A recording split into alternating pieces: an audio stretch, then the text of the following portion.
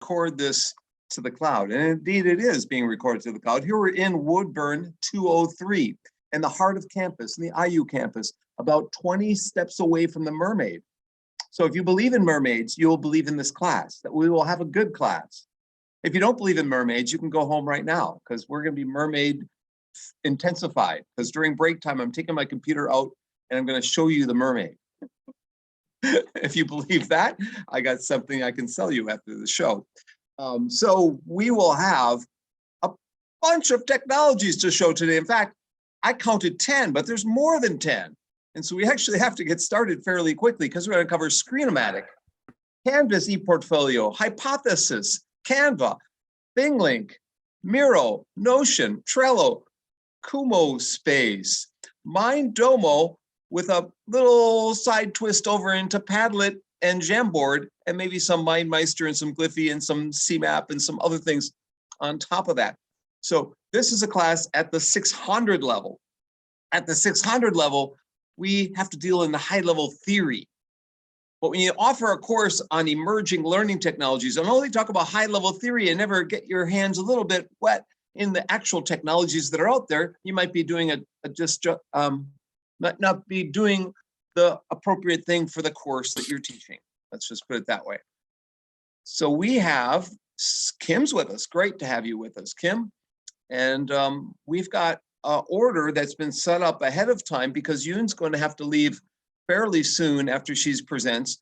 She defended her dissertation a few months back, maybe a year ago almost. Last May? When was it? Last what? September. So it's been a while. I remember it, but the rest of them were not in attendance. And at the end of it, her dissertation defense, I asked if she could present on some of these writing tools and screen capturing tools, because she had to study them in order to collect her data. Merve also defended last year, a couple months before Yoon did. And so I asked Merve to come back. So we have two people who got their PhDs from Indiana University in the past year who are going to start us off tonight. And then we have a hopeful person. She wants to get a PhD someday. She's going to present. And Belle's kind of a hopeful person, and Christian's a hopeful person as well. So we have 2 completed and 3 hopefuls. How's that? And so, Yoon, would you like to see if your audio works and your screen sharing works, and take over from here on? I'm going to mute my microphone for a while. Okay, so let me first screen share my slides to see if it works. I muted the wrong thing.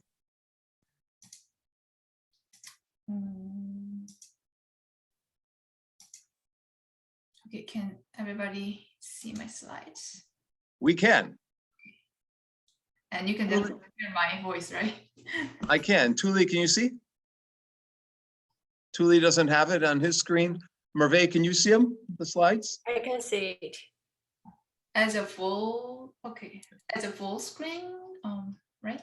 As a full screen, okay. Yeah, yes. Okay. Okay, so first of all, thank you, Dr. Bonk. Thank you, Kurt, for inviting me to join your class today. And hello, everyone. My name is Yoon Che. Hello. As Kurt mentioned, I defended my PhD last September, like last year, in Literacy, Culture, and Language Education program at IU. And I was very honored to have Dr. Bonk as one of my research committee members. And today, I'm going to share some instructional tools in the context of specifically writing class from part of my doctoral dissertation, and also from my actual teaching experience at college writing courses. So briefly speaking about my background as a writing instructor at college level, I first started to teach first year academic writing in the English department at IU in 2018 while I was a doctoral student at IU. And since I moved to the city of Irvine in California in 2019, so I keep my teaching career at colleges around here, like UC Irvine or Cal State LA in Cal State in LA. So I'm gonna share many of my experiences and also my research, my PhD research. Even before you do that, I will also say that she was an occasional visitor in the Saturday class, the infamous Saturday class. Yoon was sat to my right, actually, and learned one or two things in that class. That class has now has a new book that came out last month.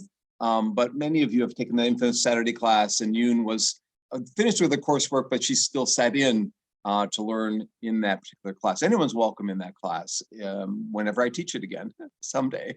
So I'm sorry, Yoon, you can go take it back over. Okay. So these are the 3 tools I'm going to talk about today. So Screencast-O-Matic is a screencast software I have studied for my PhD dissertation, and I might mainly talk about this today, which is a teacher's multimodal feedback on students' writing. And Canvas Eportfolio, an online portfolio like as digital writing, and Hypothesis, which is a third tool, a collaborative annotating tool. So I'm gonna also briefly, talk about my experience and also my sharing my actual examples about these the last 2 tools. Okay, so my dissertation is titled Composition Teachers' Pedagogical Beliefs, Case Studies of Teachers' Commentary on Multilingual Students' Writing. So as you can see in the title, so the main part of my study was to examine writing teachers' pedagogical beliefs and their actual teaching practices when providing their feedback on students' paper. So, but I don't think it's not just in writing class, because if you are teaching any course, you always need to provide your feedback, right, to students' paper, or I mean, in whatever ways, right? So the first 2 research questions, as you can see here, these are actually about teachers' pedagogical beliefs and how these beliefs are transferred into their actual teaching practices. So I investigate all those transferring process, and I was just wondering how they were changed and whether they have been changed or not, and if they have changed, why, something like that. So those are about the first 2 questions. And in the last research question, I also had, in my study, I had 3 research variables, like writing teachers' first language, whether English is their first language or not, and level of concerns in revision. And the last research variable, actually modality of response medium, which means monomodal versus multimodal comments. This is kind of the very close concept that I'm gonna share today. So like a monomodal comments, like a text-based comments in Microsoft Word versus like an audio-visual or like a multimodal comments as by using screencast comments. So I compared these 2 different modes of teachers' feedback. And in terms of modality of commentary, as you can see here, so different from the first 2 modes here, like a text only or audio only modes. So multimodal feedback, actually this is a combination of multiple modes, like text of students, text of teachers, written feedback, right? And teachers' actual voice, and also the video of students' paper on the screen, right? By screen sharing students' paper, or even teachers can also include themselves part of a video as with like a speaker view, right? As optional, right? So you can imagine that like to create or make these multimodal screencast feedback. So you can just recording their feedback, recording your feedback by screen sharing the student's paper on the screen, right? And then you can start your recording, and pre-written comments, or even teachers can actually annotate and adds additional feedback while they are doing the recording. So all these are like a possible options depending on individual teachers' decisions. So one of the significance in my study was that investing this kind of multimodality in teachers' comments would maybe contribute to the writing studies when considering the current and future wave, future writing instructions such as digital literacy and multimodal composing and how to read multimodal text, because which is very significant these days, and the context of like online or blended writing courses. So in terms of my methodology for this study, so I chose to use a multiple case study approach to collect stories of 4 college writing instructors who teach at a research university in the US, which is IU, recruiting 2 groups of teachers whose first language is English or other than English, right? And data sources were collected from performance observations from their actual commenting performances on 4 student essays. So these essays are usually like a 5 to 6 length paper essay, and then semi-structured interview with integration of a simulated recall protocol. And from here, the next 3 slides were actually my answer and my findings about the first 2 questions about teachers' beliefs, writing teachers' beliefs, and their transfer to actual teaching practices. And these are illustrations of my findings. So I'm not gonna, present these in depth, which are not the focus of today's talk, but I just included this slide just because I think these findings are also very applicable to any all instructional content. So for instance, if you look at this figure, so these are my teacher participants' internal and external factors in their instructional context, which is providing feedback to a student, right? So each of these factors which are these can be also applicable to any instruction system, because I borrowed this theoretical framework from Bill and Beck's model, which is titled Relationship Between Teachers' Belief and Practices in an Instructional System. So and also to answer the second research question, this representation shows a transfer process from teachers' belief and their actual practices as their decision-making process based on Five and Bill's framework. And lastly, so these are my 5 assertions as like a synthesized finding in the context of L2 writing instruction. But as I mentioned, I think these are also applicable in any instruction context.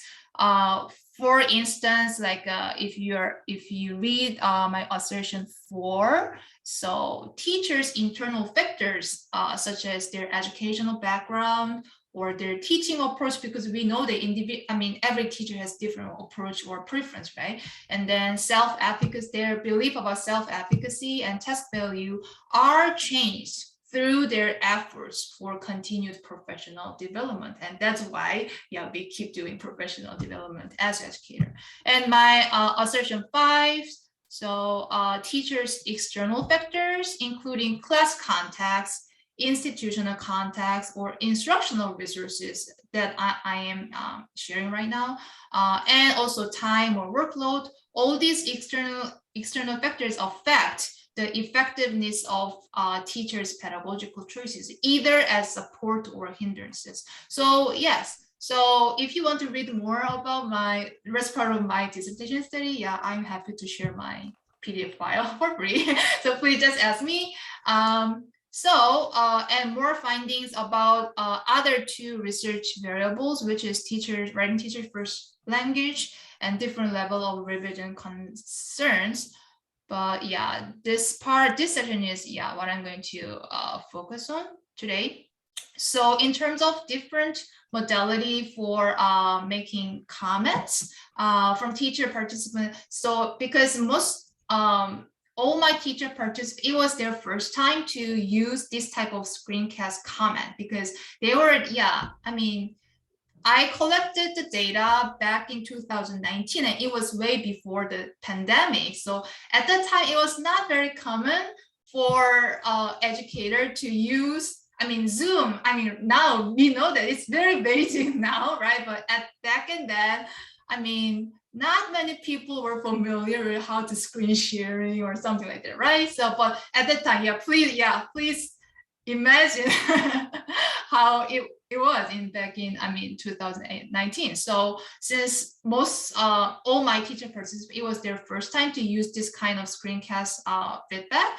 So I mean, from my data collection and interpretation, I found these three features. So I'm gonna share more examples and more details about each of these three features from the next slide. So first, I first want to briefly show some of the actual examples of my teacher participants commenting strategy, right, as their effective and time efficient method, right? So in the written comments, so they perceive this as a conventional way, and I think we are still thinking that way, right? So kind of very conventional or traditional way. And teachers use comments, I mean, use comment boxes, right, to insert their comments in Microsoft Word and to point out some sentence level errors such as grammar or formatting style or like word choice, those sentence level, or we call also local level issues in writing. So some teachers chose to use only just highlighting with their color coding system, or other teacher, she actually used just bold facing without any written comments. So I mean, she tried to leave this task to student. Okay, so you do this part, okay, by double check the bold faces part and you try to find out what the issues or something like that. Okay, so these are some kind of interesting patterns from writing comment. And also I found that all my 4 teacher participants, they included this kind of final summary of their comments about one paper at the end of student essay. So to point out, so clearly let them know that, so what issues did the student do well, or what issues really should be resolved first, right? To give like a more clear guidance for their next revision step. And this is the final one. So as you can see here also, one teacher included like an active accessible link, like a direct link. So hoping that students click this link and please double check for like additional assistant material, right? So for instance, Purdue OWL, Purdue webpage, right? The guide and or some instructional video clips, or University Writing Center. Yes. So these are interesting patterns that I found from written comments.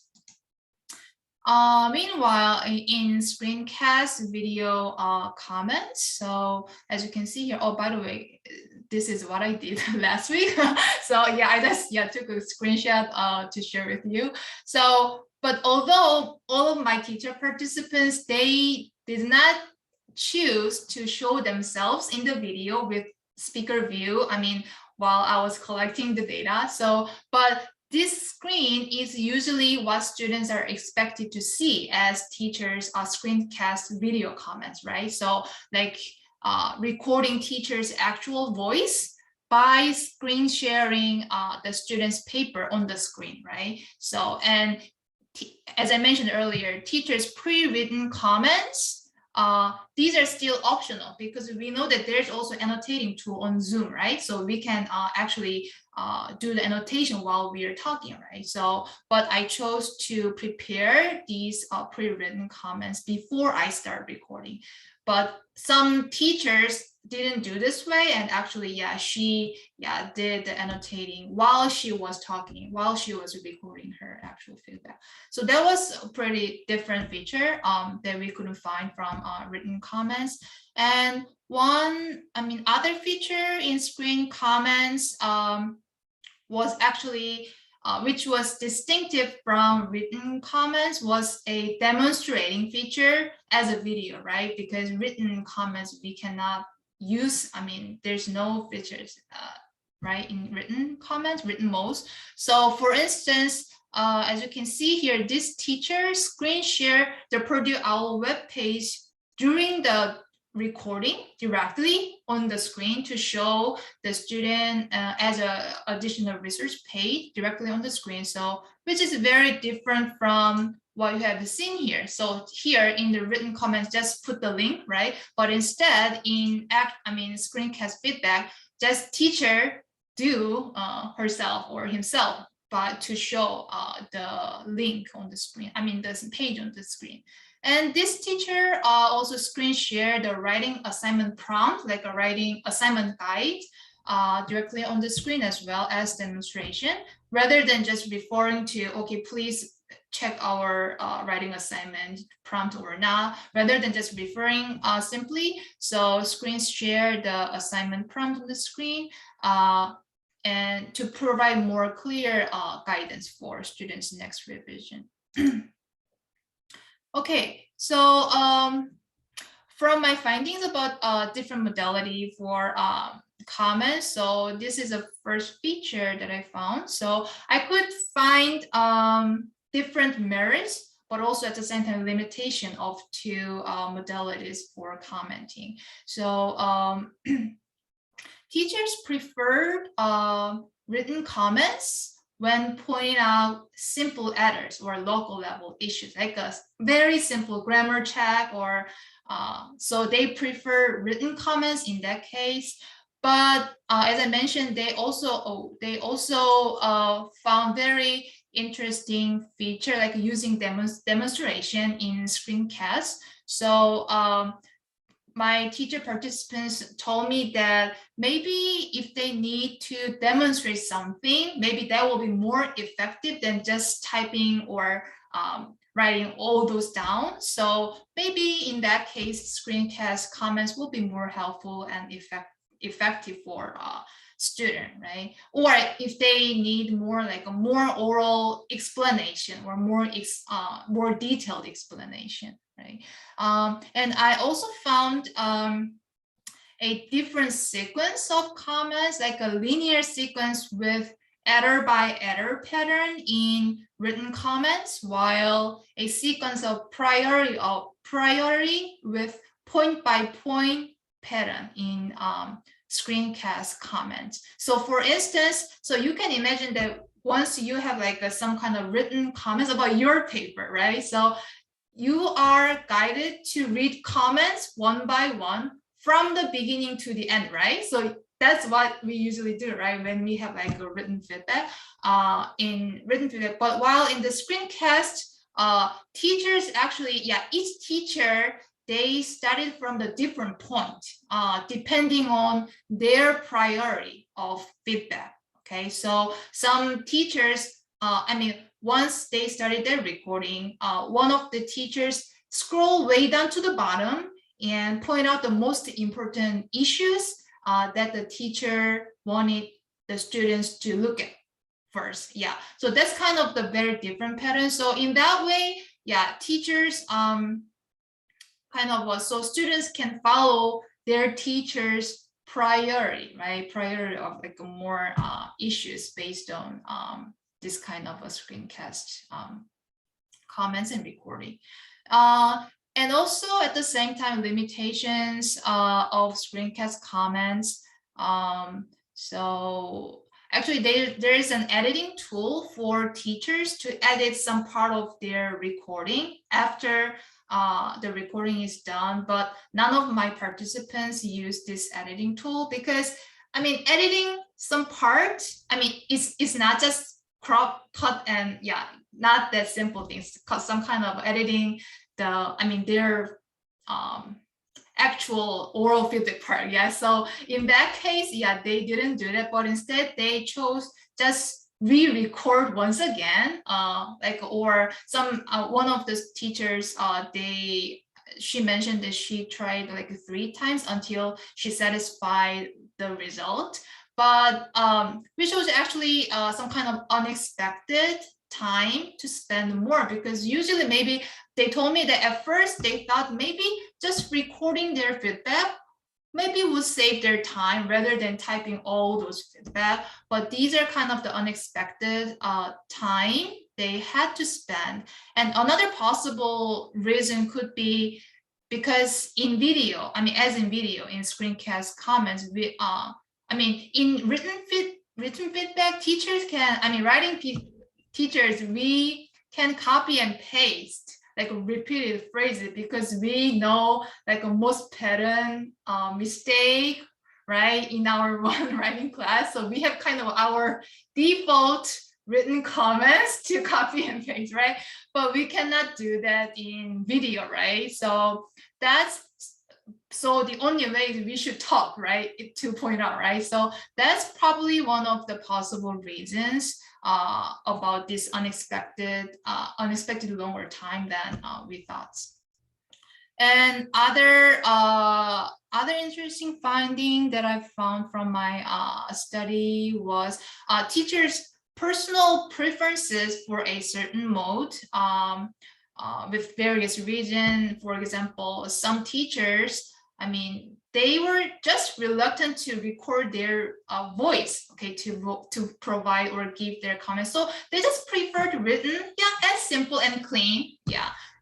And also some teachers mentioned about, oh, I'm not that confident at using this kind of technology tool when I provide feedback or not. So this is one of the, their feeling about their self-efficacy about like handling this new technological tool. And also, of course, one of my research variable was teachers' first language. So if their English is not their first language, yeah, maybe, yeah, since their native is definitely comfortable, right, than English. So those teachers, they are not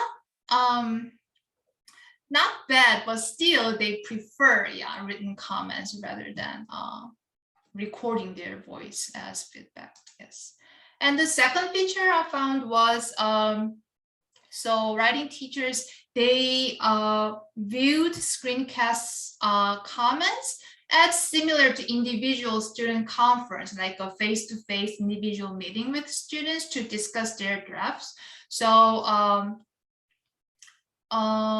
because in screencast comments, we know that there's a instructor's actual voice, right? A voice is recorded like in the conversational tone because they are actually talking, right? So this can convey it's like a personal and dialogic nature. So maybe this kind of feature can promote teachers' social presence rather than just, yeah, giving them with like a written feedback, right?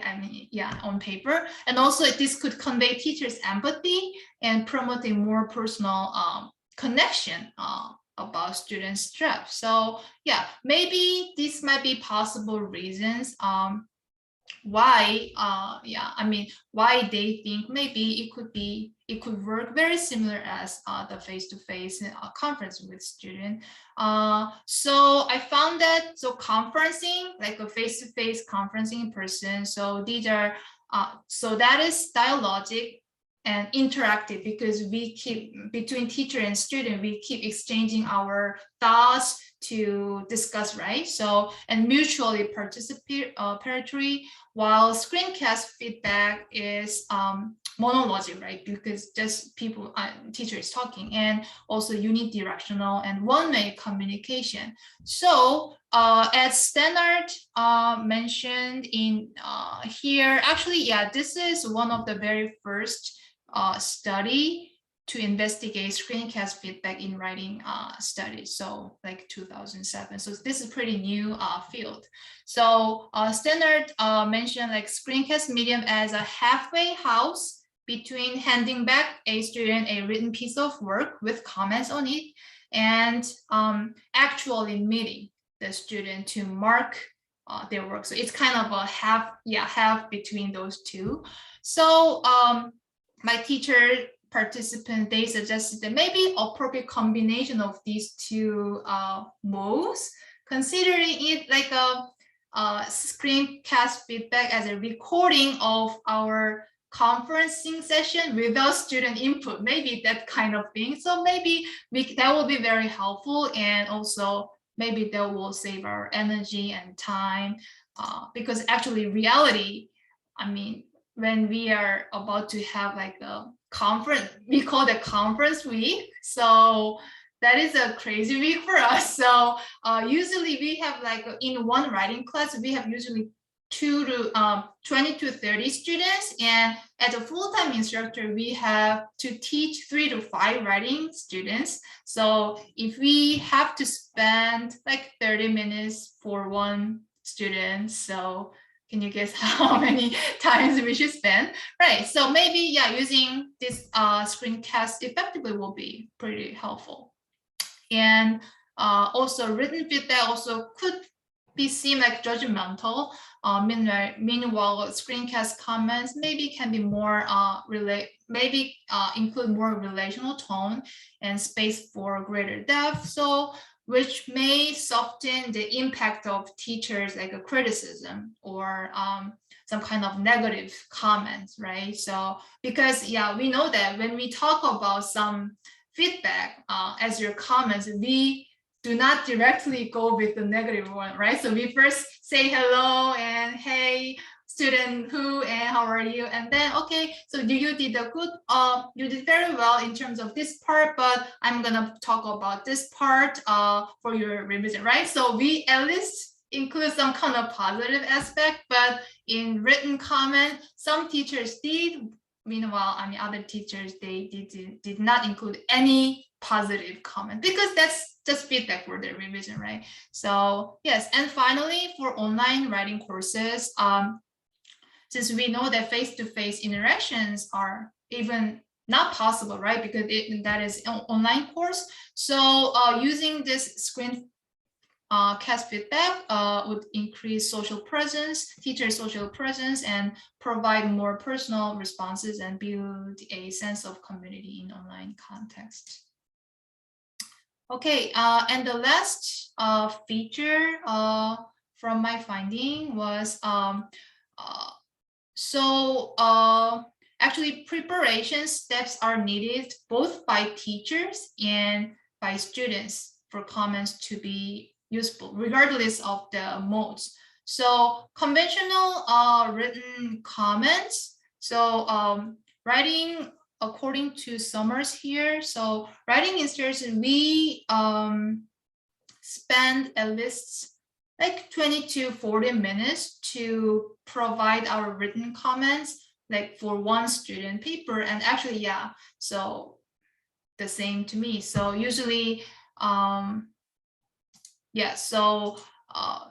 these kind of a time to prepare for written comments, but also for screencast video comment as well, since we should record a actual video, right? So we first need to prepare what we are going to talk about, even briefly, right? So we do not just start our recording without any preparation, right? So, and also, I also found that teachers perceive their roles, I mean, when using the screencast comments, so their role as readers, who is a teacher, and also evaluator, but also performer, right? Because we should record a video and create a video, right, as a product. So performance anxiety is another issue when teachers actually need to record their comments as screencast comments, right? So my teacher participants mentioned that maybe balancing among these multiple modes effectively, like balance among the text, audio, and visual aspect. Yeah, we need to balance among these multiple aspects.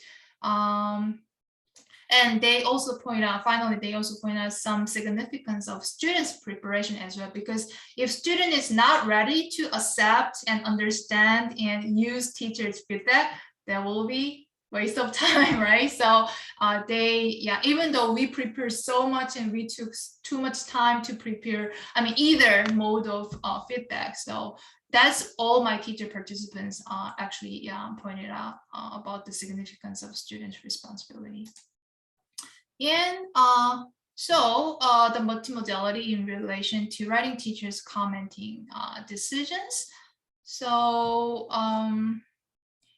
so my kind of application, pedagogical application, and maybe future direction would be, so we should like more research-based evidence should be followed up as like a follow-up study to investigate like all the potential of screencasts, not as a competing tool, like which one is better than the other, but we should keep investigating how we can deal with these two options more effectively and more time efficiently. So that's kind of my finding. And also for the further research, yes, that's what I meant. And also, I think maybe we should also investigate students' perspective as well. So when they have two different modes as their feedback, like a written feedback and screencast feedback, so maybe we need to also explore and examine the effectiveness from students' perspective. So these are other screencasting tools you can check, but you know what, as you can imagine, so as long as teacher can record a video and know how to screen share a document, I mean, the tools or the software really doesn't matter. So I did not use Screencast-O-Matic, but I just used the Zoom to create my screencast comment. So, I mean, these are actually a screencasting tool, but any video platform with screen sharing function, yeah, that will make that will be possible for any teachers to create this kind of screencast feedback. Okay. And now this is my second tool. I'm going to briefly introduce and share my examples. Since I'm a writing, so my specialty is teaching writing to college students actually, or academic writing. So writing portfolio is very often used in college writing at the normally at the end of this semester to allow them to look back on what they have done throughout the semester in this writing class as a writer, and then make them to plan like their new learning goals in the future. So that's why we use this kind of portfolio based project. And Canvas ePortfolio allows students to very easily publish their best work online and create their own online publishing space. So I'm not sure if you're familiar with Canvas ePortfolio or not, but I found that more people than I expected do not know that ePortfolio is actually a default Canvas tool. So is there anyone who know like the Canvas ePortfolio is already in your account or not? Oh, you know, okay, yeah, 2, okay, right? So see, so actually, yeah, I kind of a little bit surprised, but yeah, that's so to find your own Canvas ePortfolio page, simply you can go to so once you sign in with your IU Canvas, so click your account or like a profile, and then there's an ePortfolio link. That's your ePortfolio page. So yeah, you can use your portfolio page, yeah, for your own publication or to organize your work. Yeah, so it's up to users' decision about how to use that. But I chose to use this Canvas ePortfolio page as part of my writing class. Yes. So, and here are the rubrics that I used for students' ePortfolio unit. So for the contents, of course, they first need to introduce themselves as a writer of that ePortfolio page, right? And then they also should include their final research project to introduce and share what they. We've kind of almost run out of time. We need to go on to the next person. Okay. But could you do, you have hypothesis too. Could you do both of these latter two in the next 5 minutes so we can see both of them? Okay, so this is just a example. You can just visit by copy and paste. Yeah, so this is my one of my former students at UC Irvine to produce his final ePortfolio. Yes. So yeah, ePortfolio is, I thought this will be helpful for students digital literacy and multimodal writing and reading. And finally, hypothesis. Actually, this is a very short one, and I got to know this tool actually last month when I spent our college-wide professional development day, and I found this very helpful for my writing because this is a collaborative annotating tool, as you can see here. So students, they can annotate together with a shared document. And by the way, this is also a integrated tool in Canvas. So you can use as part of your instructional tool in Canvas. So students can they can annotate together and replay to other students' annotation as well. And then actually after all the annotation, they can actually search a specific word by text. So yes, that's what I'm gonna use actually next class in my writing class, because we have like an in-class writing midterm next week. So each student group will use this hypothesis tool to annotate together to analyze the given text for their exam. So that's my plan. So maybe I thought maybe it was helpful and interesting to know this tool as one of the annotating tools. Yes, and yes, this is it. So thank you very much. Thank you. And good questions from the audience. Any questions or comments? We didn't create a Jamboard for this, unfortunately. I don't think we have a Jamboard. Do we? Yeah, go ahead, Kim. This is Charity. I had a question for you about the teachers' efficacy, some of their confidence with it.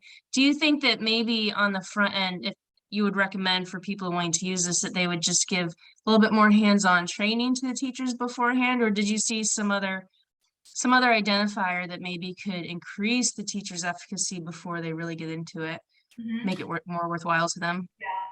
So as part of my procedure, so all teacher participants, actually I gave them like a kind of tutorial session, very simply, like about how to use this Screencast tool. So, and I also create my own kind of a instruction page for them to save as a copy, and when they need to actually start their recording, they can follow the restriction. But still, I mean, we know that everyone has like a different preference about using technology in our education in our class, right? So I mean, so for instance, I thought that one of my Native American teacher, I thought, at least since English is their first language, so I thought that maybe just recording their own voice rather than typing all those comments maybe would be more effective for them. But one of them actually,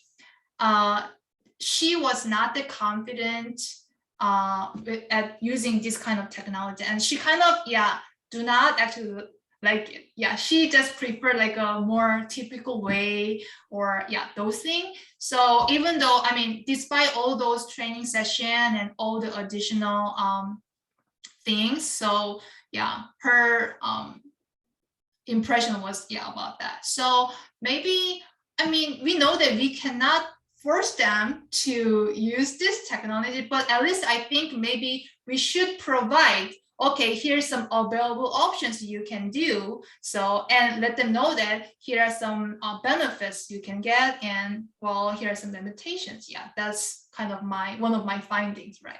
Yes. Thank you. Thank you. Other questions? If nobody else has a question, I have a couple. First, did you find that the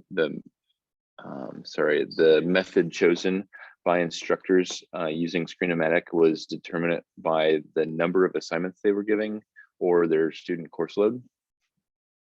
Are you talking about the student essay that I chose? The Screencast.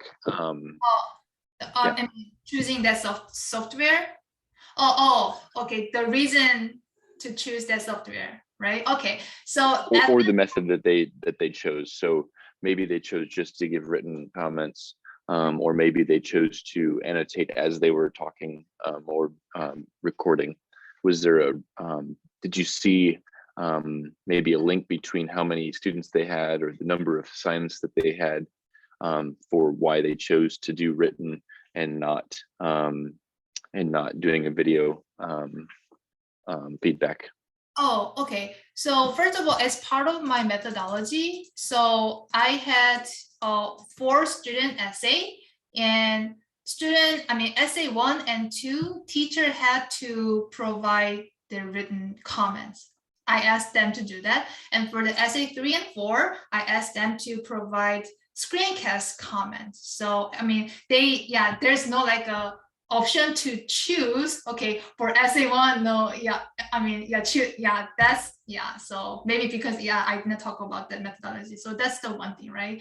And then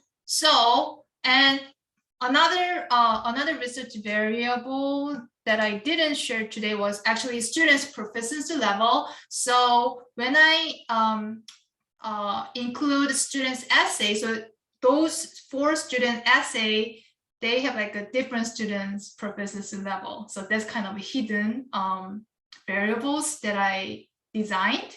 So from those data collection, I found that it's one of another my findings is to answer or to respond different level of students' proficiency, because we know that maybe if like a lower level students, maybe they might have more sentence level mistake, right, such as grammar or but major issues such as like developing their ideas or their thesis, right, the organization of the essay. So to point out these major issues, I could also identify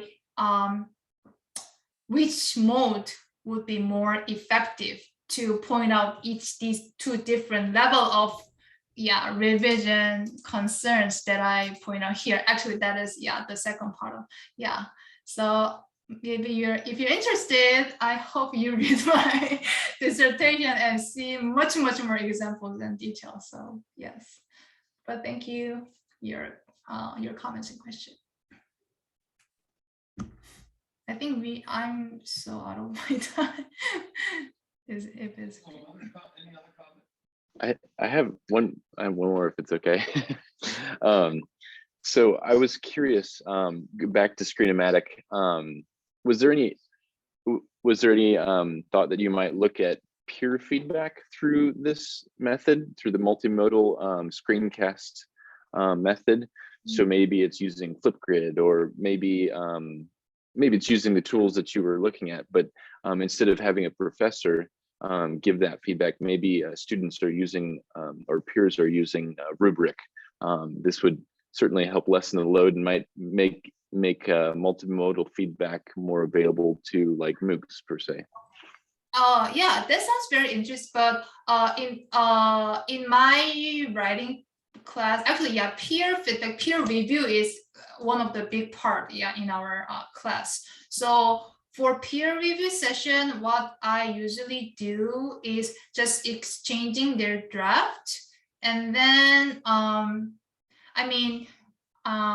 teachers' feedback, I mean, when I ask students to provide your feedback about your peers, if I expect too much details from students, they feel actually overwhelmed, or they kind of do not want to, maybe because first of all, they are not sure about their feedback because they're still students. And second of all, something like some students feel like do not comfortable about providing some kind of constructive criticism about their peers if their names are exposed, right? So what I usually do for peer review is I share some kind of guiding question to ask, as a target audience who are reading other peers' drafts. So please just check briefly about very overall, such as,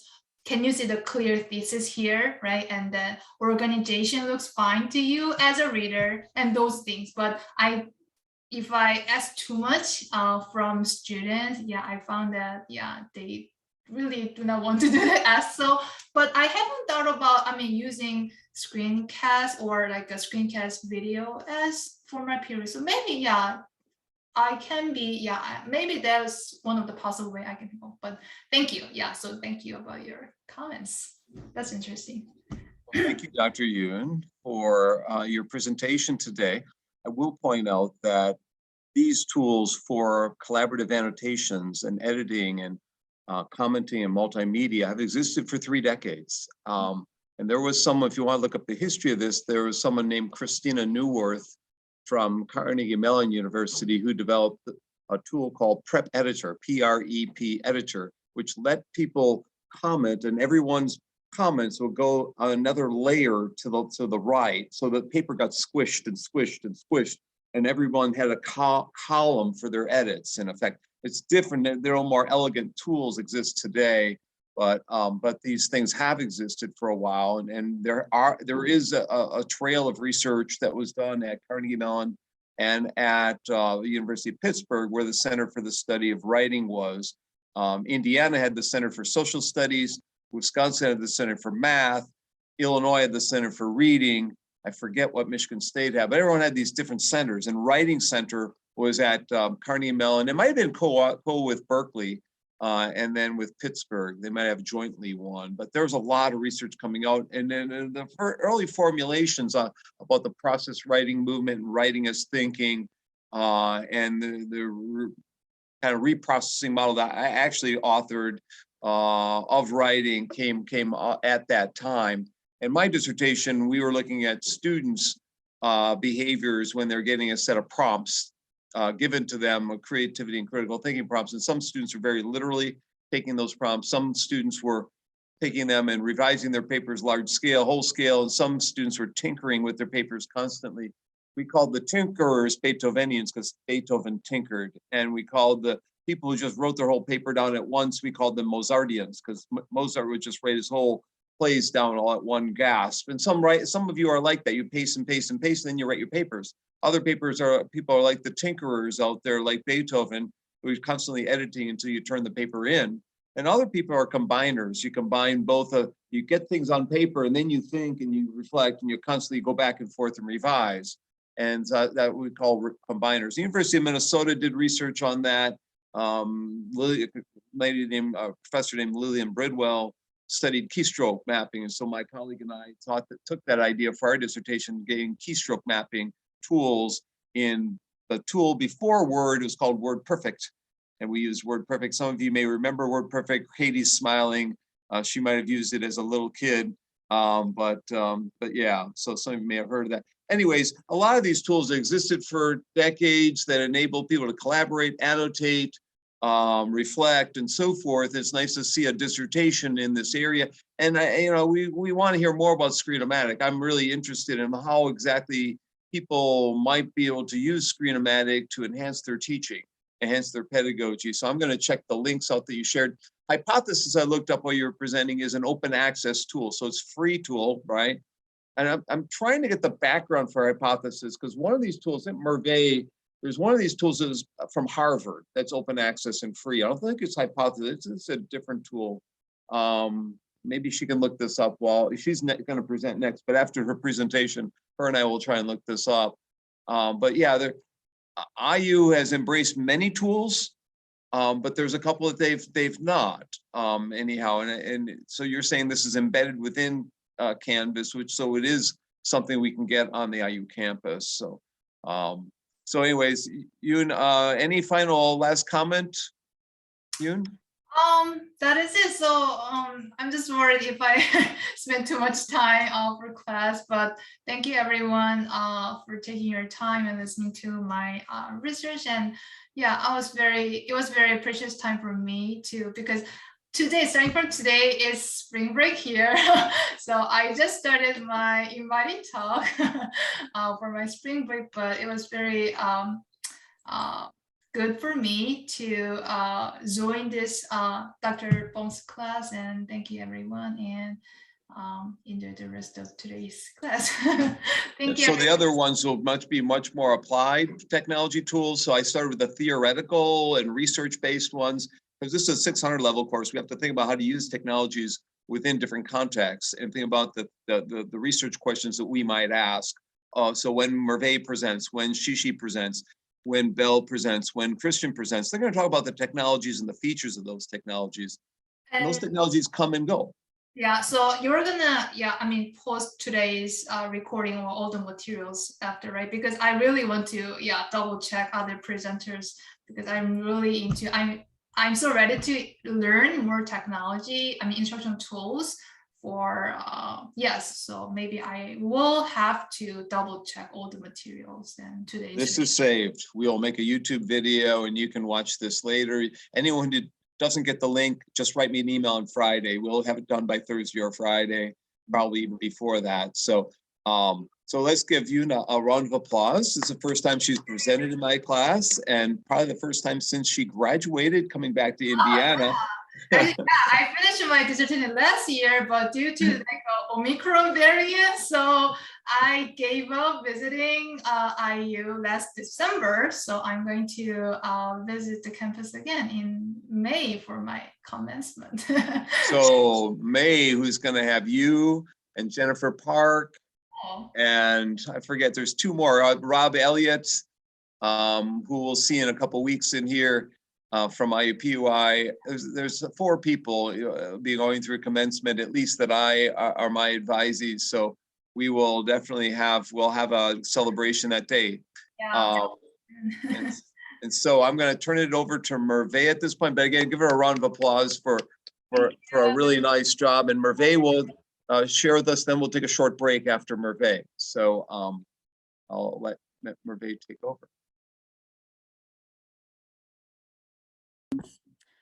Thanks so much, Yoon, for this great presentation, and thanks, Dr. Bonk, for inviting me. And hi, everyone. My name is Merve Başdoğan. Tonight, I would like to share a little bit about why visuals are important.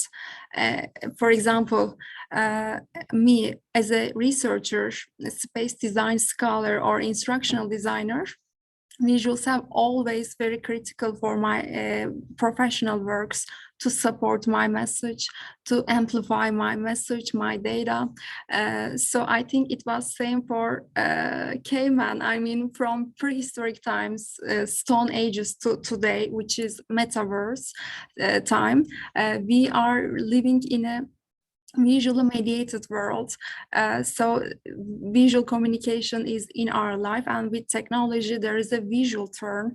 I mean, the social media, TV, even books, newsletters, infographics, instructional videos, vlogs, a lot of technology and visual we are consuming. So for this reason, tonight I just wanted to introduce you to web-based design tools that I have used a lot in my professional, personal life, which are Canva and ThinkLink. But before, just let me introduce myself briefly. I received my PhD in last summer in IST with a minor in educational psychology.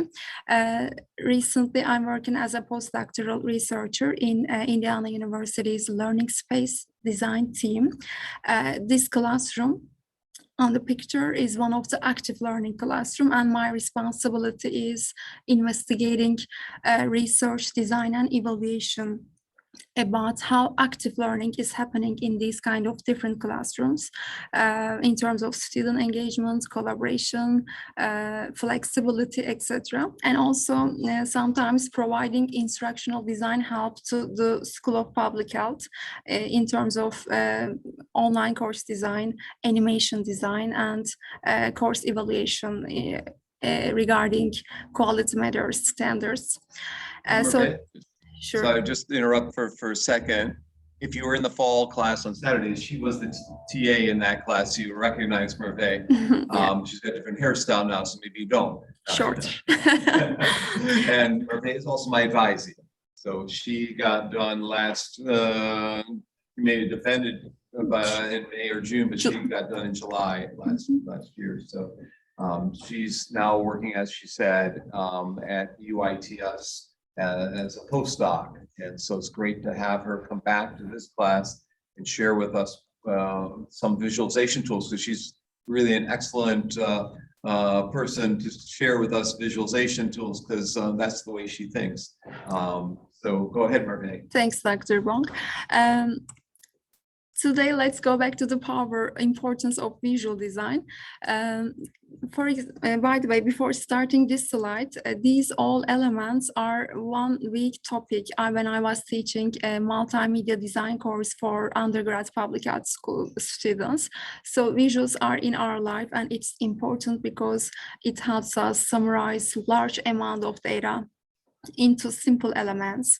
And also there is tons of literature about the significance of visuals, right visuals, in terms of speeding up reception, perception, and also guiding the attention of your audience, facilitating your message via storytelling, triggering pleasure. I mean, even warm colors, soft colors like red triggers energy, or soft colors like blue provides trust. For that reason, a lot of big companies like Facebook, Twitter, LinkedIn, they are using blue color as their team color to provide trust.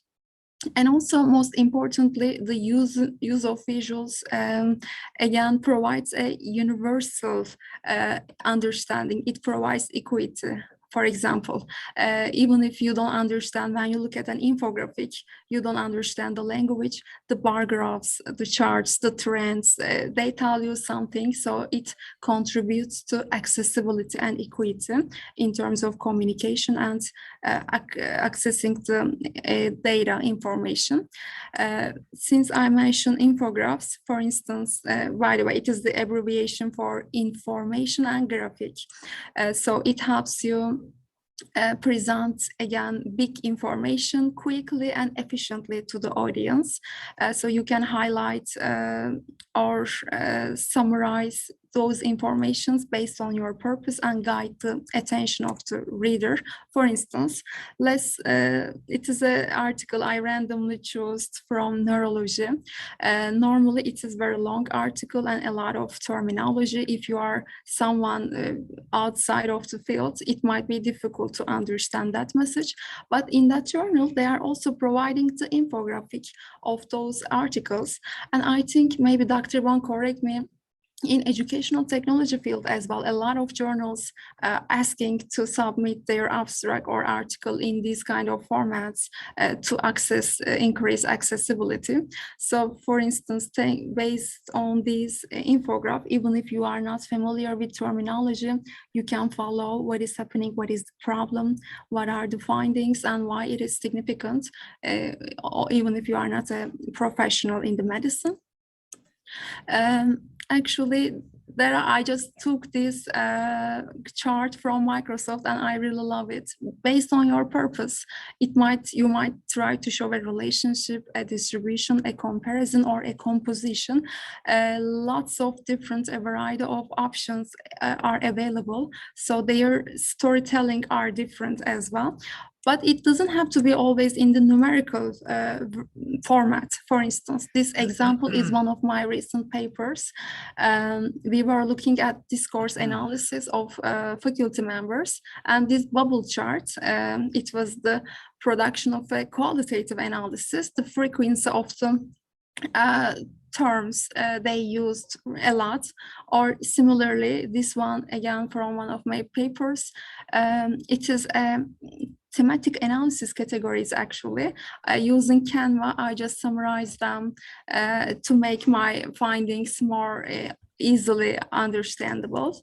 Or another one, this is again the thematic analysis categories, the space type I found in my paper. So I always support my findings regardless of qualitative or quantitative by the use of these web-based design tools.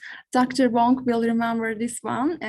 In my dissertation, I conducted a conceptual analysis in Turkish doctoral dissertations and looked at how some specific concepts have been studied since 2008, 1980s to current time. So I just again use Canva to prepare this timeline. Based on the distribution, I just located the key terms. So it helped me again present during my defense, and also even the publications. I am using these figures. It is helping a lot. Similarly, those figures might be the basis for publications, each one of them, you know. So that will be real helpful for Merve. Similarly, I think Zisha is going to introduce you Miro after me. I prepared this one in Miro. This graphic actually is the demographics. So from interviews, I just extracted who are they, what is their research area based on these I claim visualization. So I had 10 participants, so it helped me a lot. Who is studying what is their interest in technology. So they helped me a lot in my dissertation and publication in a nutshell.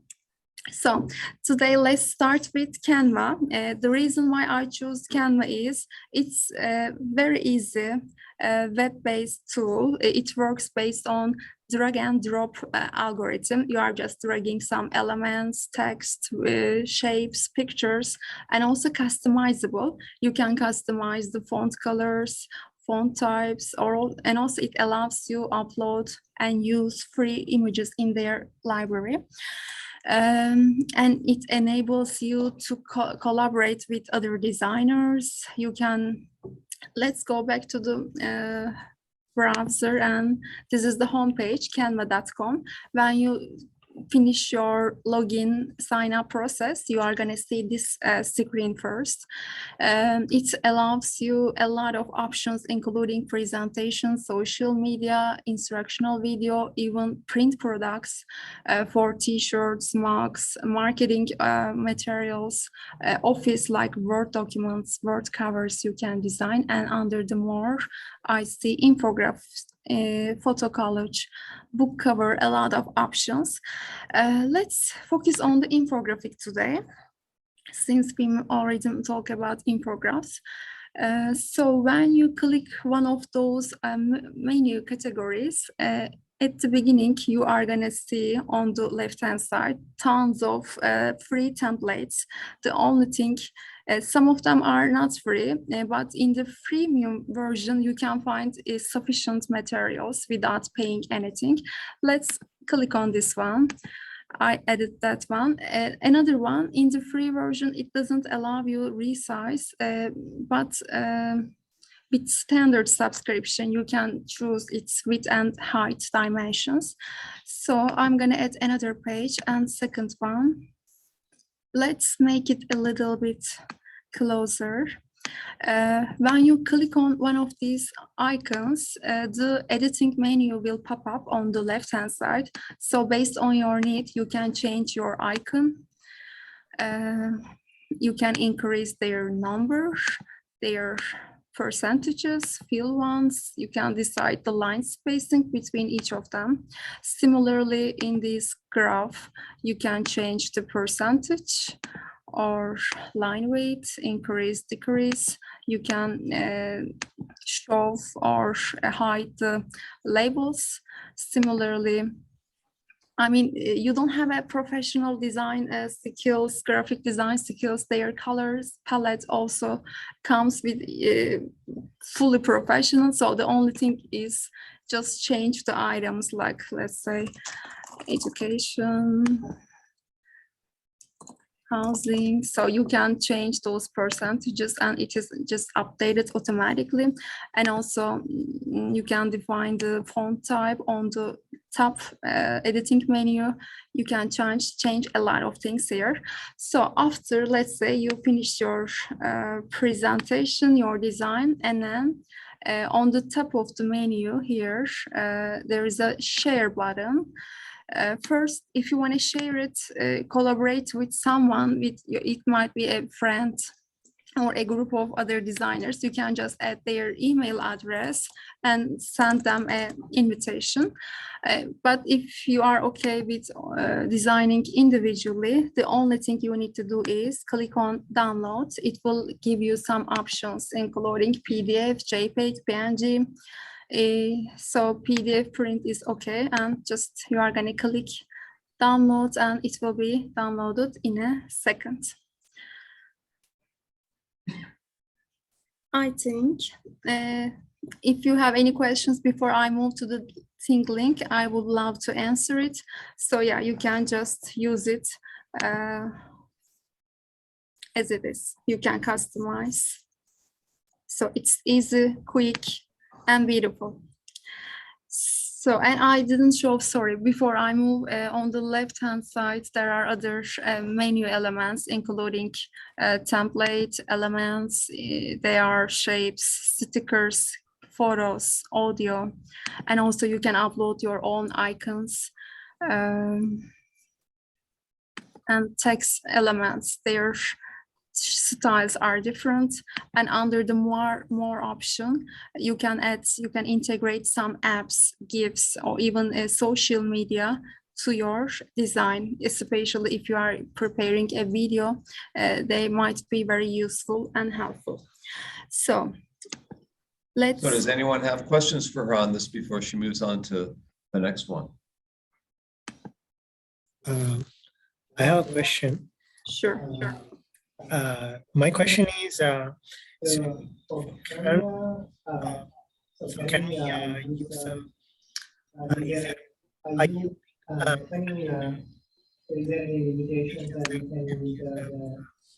package some and is there any way that, like, in something that we have the access to the premium? Unfortunately, IU doesn't provide license for this tool, but based on my experience, I think I have been using this tool almost 6 or 7 years. The free features are enough for me to do a lot of things without paying it. Already, if there is a paid option element, let's say a picture, it doesn't allow you download until you remove the element or purchase it. But so far, I haven't purchased anything and use it a lot. So it will be okay without paying anything. Thanks for asking. This was developed in Australia, I believe. It's a young woman entrepreneur, and she's done quite well with this, actually. So what's the next tool we've got? The next one is ThingLink. ThingLink. Okay, ThingLink sounds like a great name. ThingLink. So besides visualization, interaction is important for even online courses or for the social media. So ThingLink basically, as you mentioned, hypothesis, it is annotating text, and here you are putting annotation to picture. Let me move to the homepage of ThingLink first. You just need to sign up using your email address, and then you are going to activate it, and the first page you are going to see is this one, your library and other options here. But before I start that one, what we can do using ThingLink, for instance, let's say you are an art instructor and you are teaching this Renaissance painting, which is the School of Athens. Just providing some interactive links, you can introduce who is in this picture, Plato and Aristo, some information you can, oops, sorry. I just use my mouse. Okay. By adding some web pages or links, extra videos, you can introduce all these things or just add external web pages here. So you can even ask questions. Who is your favorite philosopher in the School of Athens? So, I mean... Hervé Bazdegan. Thank you. So, I mean, it is one of the options. Basically, normally, in my online courses, I was using this kind of interactions in my homepage in the canvas, just to provide, I was giving a picture and where is syllabus, where are the readings, what are the announcements, so students can easily click on those buttons and go to the related page, especially if you are a K-12 teacher. It might be a very good data source, data management picture or interaction for young kids to support their self-regulated learning skills. They can find the resources easily, or even you can use it for some virtual filters, like to gamify the classroom. Again, the logic is same. These are hyperlinked. When I click, I'm going to go outside, so I'm not clicking on any of them. So students can play games. And if you realize, the good thing is, I am in PowerPoint and I can use this interaction as well. It means you can embed it everywhere. So you don't have to know codes, just copy and paste the sharing code. I'm going to show you in a minute. And that's all. This one is an example of how to embed some links into a video. I'm not sure if the sound is very high. Let me see if it is going to work. Okay, I'm going to show the original production in ThingLink. It's basically provides some links on the left-hand side, like as you see here, questions, external resources. Let's go back to the ThingLink homepage. I will go to my browser. Yes, for instance, the School of Athens example, I just prepared it before this classroom. I'm going to click on edit. So what I did is, the interface again is very easy, like a Canva. You are just clicking on edit tag. It asks you some options. Do you want to edit text on media, or a label, or a content from a website? Or sometimes you can create tour, just connecting different pictures each other. When I just click on label, you can give a title, Merve, and provide a description. And if you want to combine it with the external URL, you can put it here. Even you can upload some images here as well.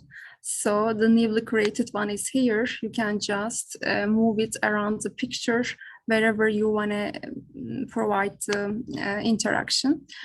So once you are done, and also in the settings, you can just change the color scheme, how it is going to look like when people click on these icons, etc., animations.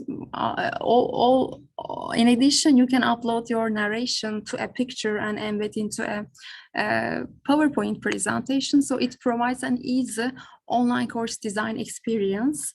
And when you are done, you are just going to click on done. So this second one, the penguins, in that example, since it is very high quality video, yeah.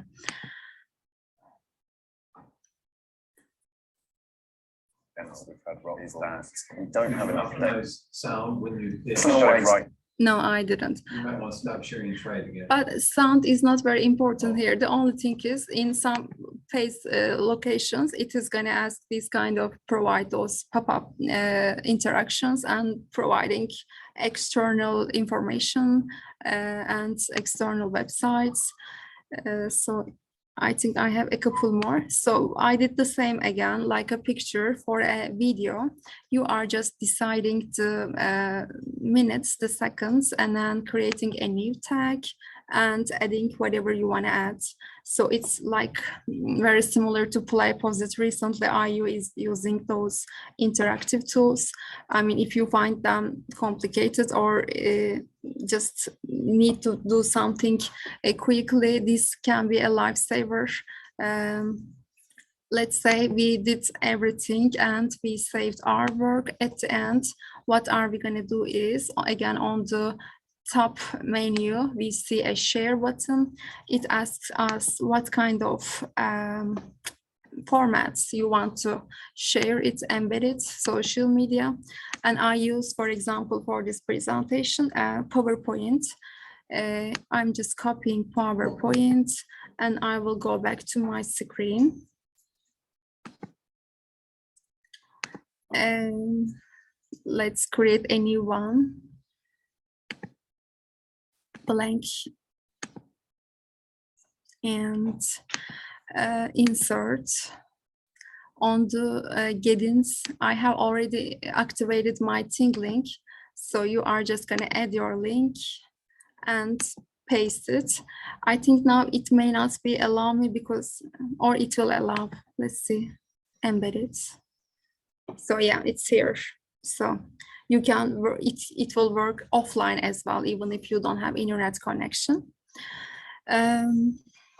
Is there anything I have to show you? Let me go back to my screen.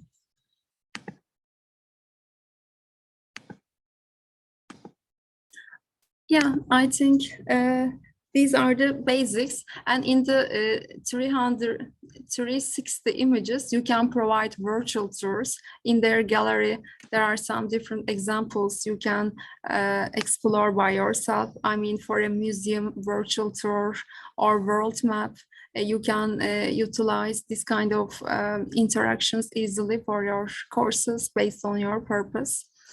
I think I'm good on time, actually. Yeah, she's right on time though. So would you have any questions? Yeah, I can for answer Merve? maybe a couple questions if you have any. No one's posted anything in the Jamboard, but please just jump in here if you do have a question. I have a question. Thank you for your presentation. You said that it's available Oh, we offline. can't hear you, Katie. Oh. I can hear you, but only Christian can hear you. Why is that? Well, okay, hang on, because I'm muted. Try it again. Go ahead. Can you hear me now? Yeah. Okay, great. You said it's available offline, so I'm interested in, which was actually my question until you said that, so thank you for answering. I'm interested in where does it save it, and what the limitation is space-wise. I mean, you had that video, they were short clips, which is great, but I'm wondering, you had all of the different links to the points on the painting, and have you reached sort of the outer edges of limits of the space if you are not web-based? Thank you, Katie, for asking this question. Actually, I forgot mentioning all features I show is for the free version. But let's say for a video, you want to see the interaction patterns, how many students clicked on which link. So this kind of statistics are available for paid version. So this is one of the limitation. And I think for the video, another limitation is it may not, maybe it has been changed. It doesn't allow more than 15 minutes video. So it is another limitation of the free version. In terms of images, I haven't met any restrictions so far. You can add how much you want to add the interaction buttons, small icons. But statistics are only not available for the free version. Thank you. Elliot, Do you have a question for Merve since you've jumped in here? He's an alum of our program. Elliot, Hi, Elliot. I think you know Merve. Looks like Yes. Elliot stepped away.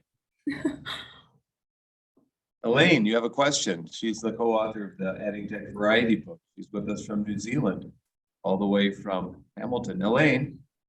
Very interesting. I'm enjoying your presentation, Merve, because I haven't used ThinkLink before, so that's really useful to know. Thank you, Elaine. Anyone else? Edgar? From the Inter-American Development Bank, Edgar Gonzalez. Thank you so much for the presentation. It's a very interesting tool.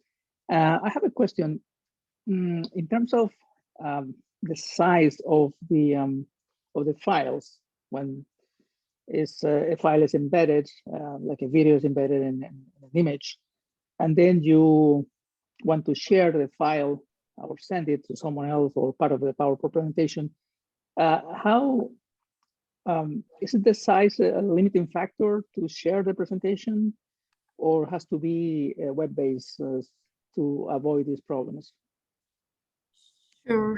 Let me check the size of my presentation with embedded ThinkLink. It is 8 gigabytes. So, 8 yeah, gigabytes. it makes Okay. it bigger, I think. Generally, if you want to share using a cloud saver, it might be easy, but you can attach as a file as well. I think I sent it to Dr. Bonk. Did you have any problems, Dr. Bonk, with opening it up? Because yeah, you are right. When the size is increased, it provides a little bit difficulties. Actually, today I had as well. The links are just thinking a little bit before I open it. So yeah. So Tuli had his hand up. Yeah, sorry, I was writing it in the question. So my question is, so other than PowerPoint, is there any other softwares that we can apply ThinkLink other than PowerPoint? And also, like, without a software, we can, like, what will happen if we just download the Nick, Merve, you might want to repeat the question, and then Tuli might have to mute your mic then. And Merve, go ahead.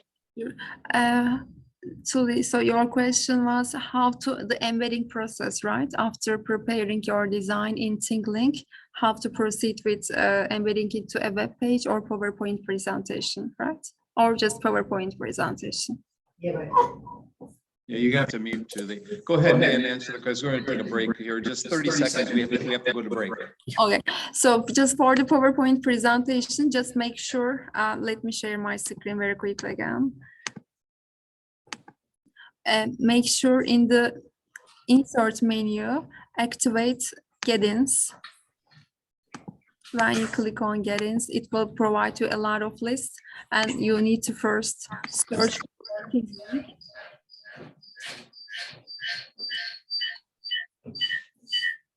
And it is going to be added to your PowerPoint presentation. And then when you need to add a new ThinkLink, you are just going to go my add-ins, select the ThinkLink, and just bring the link that I brought from the linked ThinkLink here and paste it. That's all, just embed media. Does it answer your question? Yeah, the PowerPoint, yes. Okay. So let's give Merve a round of applause as well. Thank you. And if you have more questions, we should answer more when we come back from break. It's going to be a 5, 6, 7, maybe a 7.5 minute break. And we'll be back at about 8:45 Eastern time. And then she will present. She's not here. She's back in her home because her computer's laptop's not working. So she's going to present from her desktop. And then Belle will present. And then Christian will just show us what he's got. And he's probably going to present next week. So we'll see how it goes. But come on back in 7.5 minutes. Thanks for coming for the first half. I am going to pause the recording. I'm recording. So this is resuming recording for part 2. And she's going to present for us 2 different tools, including Miro and Notion. Now, Merve knows a lot about Miro because she's presented on it many times. And Belle, who presents next, knows a lot about Notion because she saves all her activities in Notion. So either one of them can comment on these 2 tools once she's done presenting. So Jishi, you want to take it over here at this point? Yes. Hi everyone. I'm gonna start with Notion today, and luckily I have a project that use both Miro and Notion, so I can show you guys around how it works. Let me show you this. So firstly, Notion is a great project management tool that's very easy whenever you are working, whether if you are working on yourself or work with a team. Basically, it's all in one space. Here is where you can see your groups, and I'm in this group where have a lot of templates to use, and basically it's all in one space, and you can organize everything that matters. It gives you a very clean surface, and you can visualize your thinking and write and plan. So I like to start show you like different possibilities to use Notion. As you can see, it's a mock-up of the lesson plan. You can use it as a like task control tools. You can add many different tabs and columns to specify the task and even assign to people. Compared to more traditional, of course, you can use Google Drive and Google Doc, Google Slides, or whatever to complete the same task. However, it's much user-friendly, and especially like if you have multiple columns and you just keep adding, it doesn't influence the overall looking, and it's really easy to navigate around. So that's why I really like to use Notion. And of course, you can use it for like here, if I can open each tab, it have actually very detailed descriptions of the learning objectives and class design.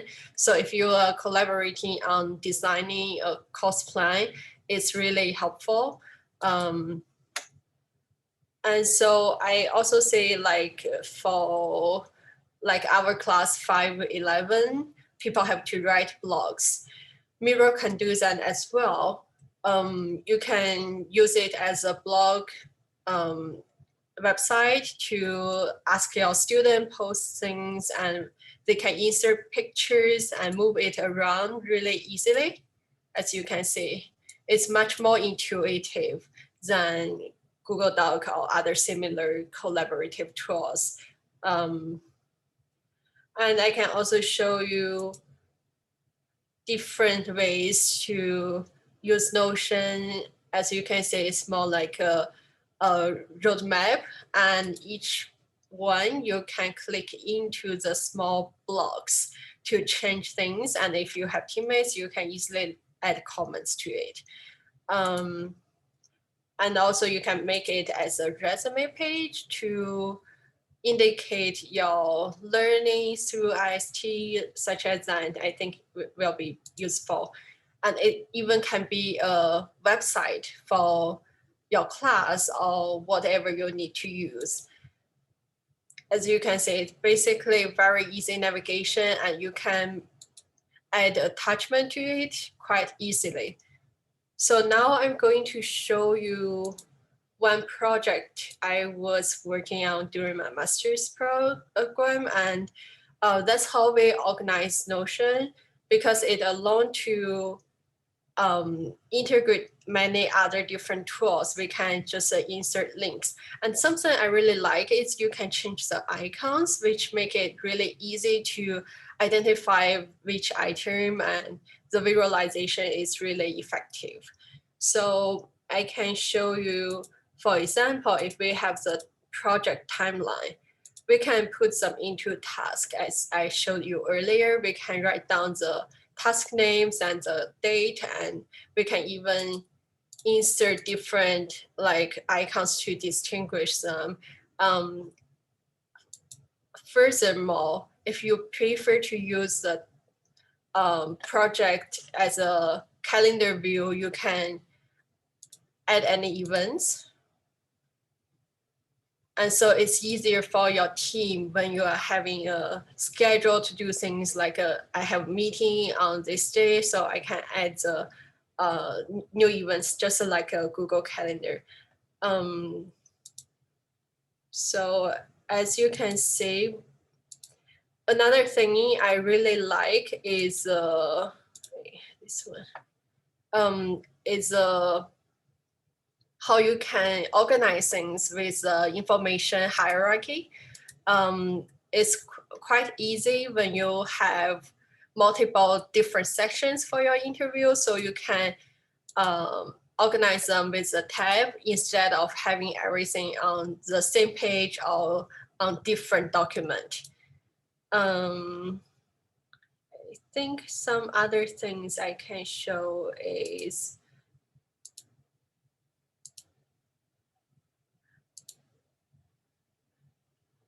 say, as I mentioned earlier, we can include almost every information, and it's really easy to hide the information as well. So you can have everything clearly organized on the same page. Yeah, and you can embed many different tools. I don't remember where I put it, but or maybe I can show.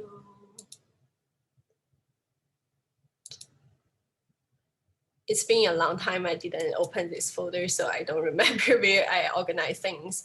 But as you can see, you can embed image and other tools easily. So this one is using Miro. I will show you the same project shortly. Before I move to Miro, any questions or comments on Notion?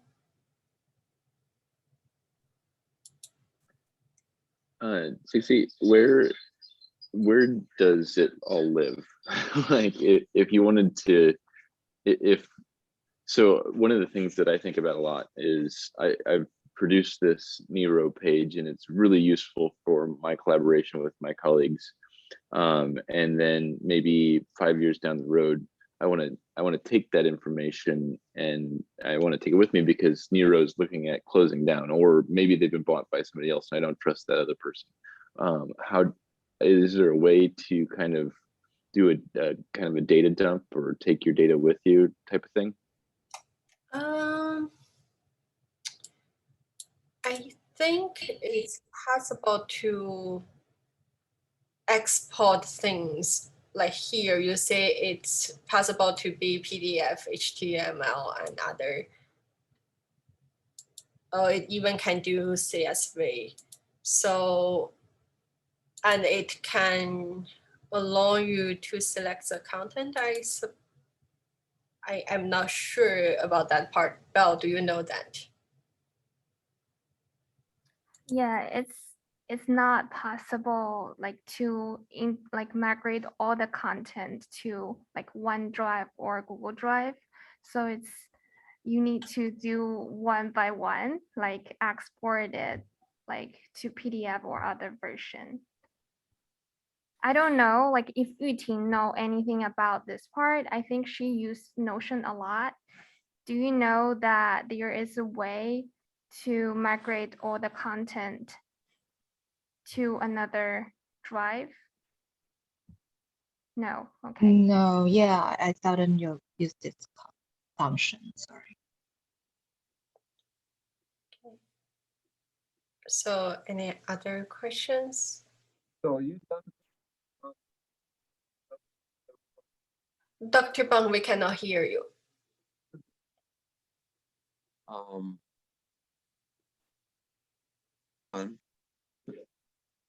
Hello, can you hear me?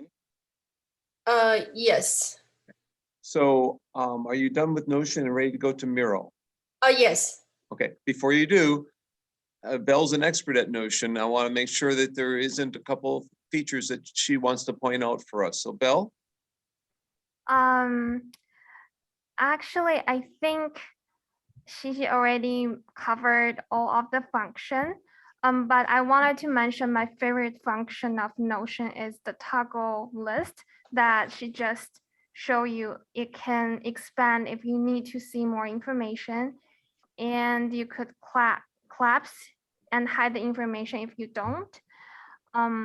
It really helped me to avoid being overwhelmed by the notes, the content, and to remember the information to engage with the content. I will compare Trello with Notion a little bit later. So. Okay. Okay, that's good. Merve, was there anything that you wanted to? Okay, so I want to make sure. So anyone else has a question on Notion before she goes on to Miro? This is Jamboard number 3, by the way, for Shishi. Okay, maybe if you have more questions, you can keep posting in the Jamboard, and meanwhile, I will show you Miro.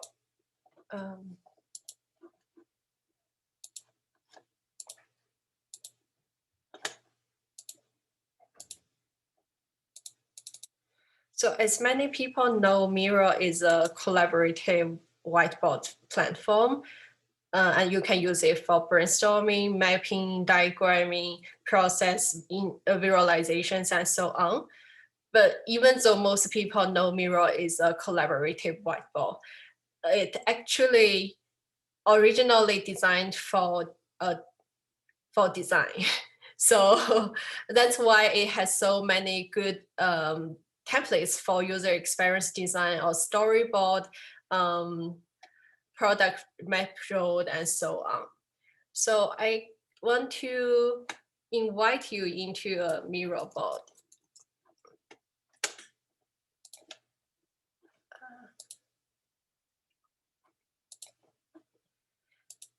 If you have Miro, you can directly sign in. If you don't, you can just use your email if you want.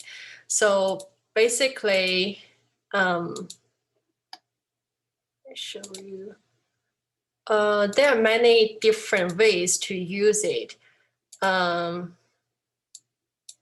You can do very simple activities with your class. For example, I can, for icebreaker activity, you can just ask a student create a board and you write the instructions, and then student can use whatever they like to use to create the sticky, or you can actually easily change it to any other forms of visualizations, and you can drag it and you can make different sizes and change the colors such as that. So as more complicated as it can be more complicated, this is activities if you want to try after you log into the Miro. As you can see, the teachers can provide such instructions on the side, and then you can just follow to move the things around. Like here, I think now I'm getting excited to talk to you. And it's very easy to navigate around. And as you can see, it can create different diagram embedded with all kinds of pictures. This is more embedded. And if you want to avoid people moving it around, you can lock them. And now I can unlock to be able to drag things around. That's some activities I think you can try on yourself and try to be more, I think, can engage students in a more visual ways and to display their thinking in a visual way.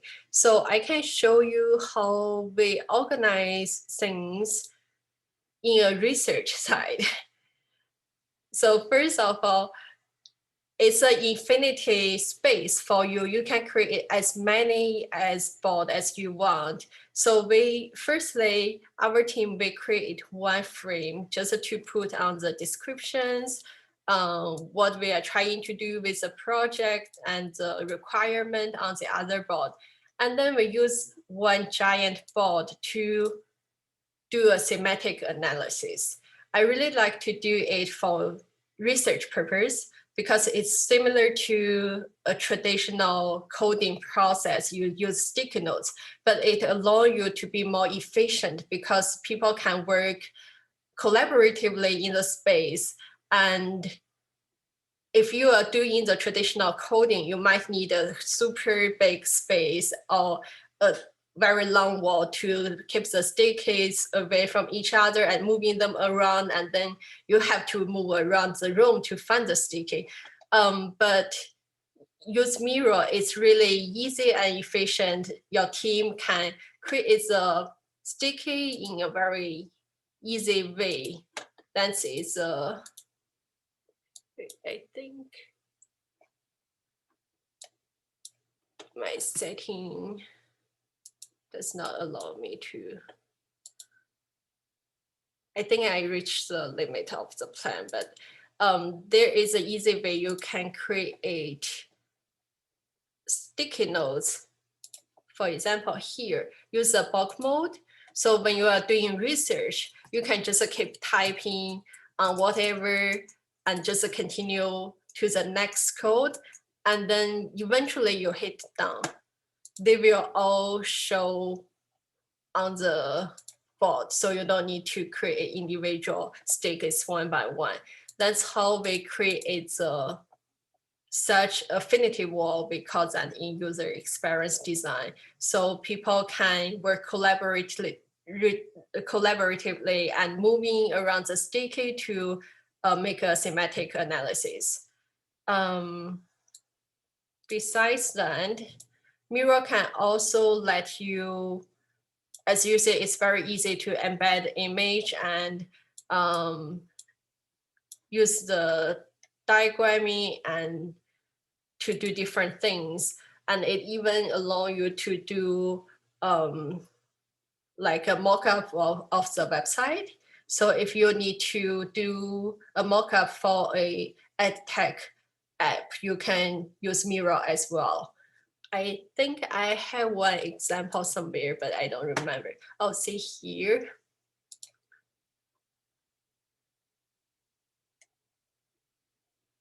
It's a little bit slow, but say you are able to use Miro in this way to create to design something and create a wireframe to show other people how the interface looks like.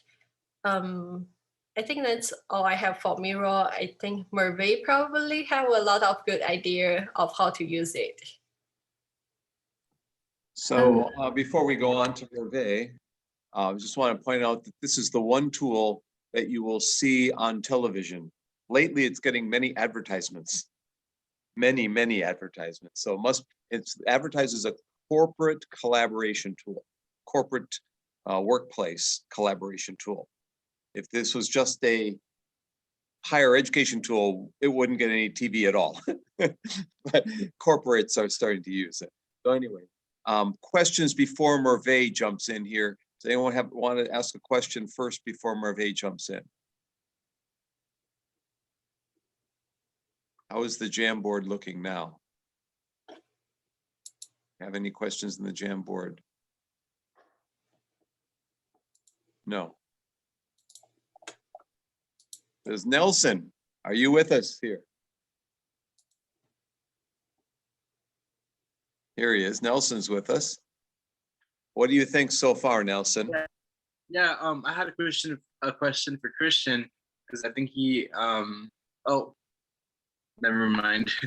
I got the wrong impression. He was talking about Notion. I thought he was talking about Miro that it was being bought out by a different company. But I guess the question still applies for Notion as well. Like if you're a new user and you're interested in these technologies, what does it mean for the company to be bought out? Like how does that like really affect us as users? Should we use the service with caution, or kind of can we still use it as if everything's okay, I guess? Well, I'll let Christian answer it first. I have an answer for that, but I'll let him go first.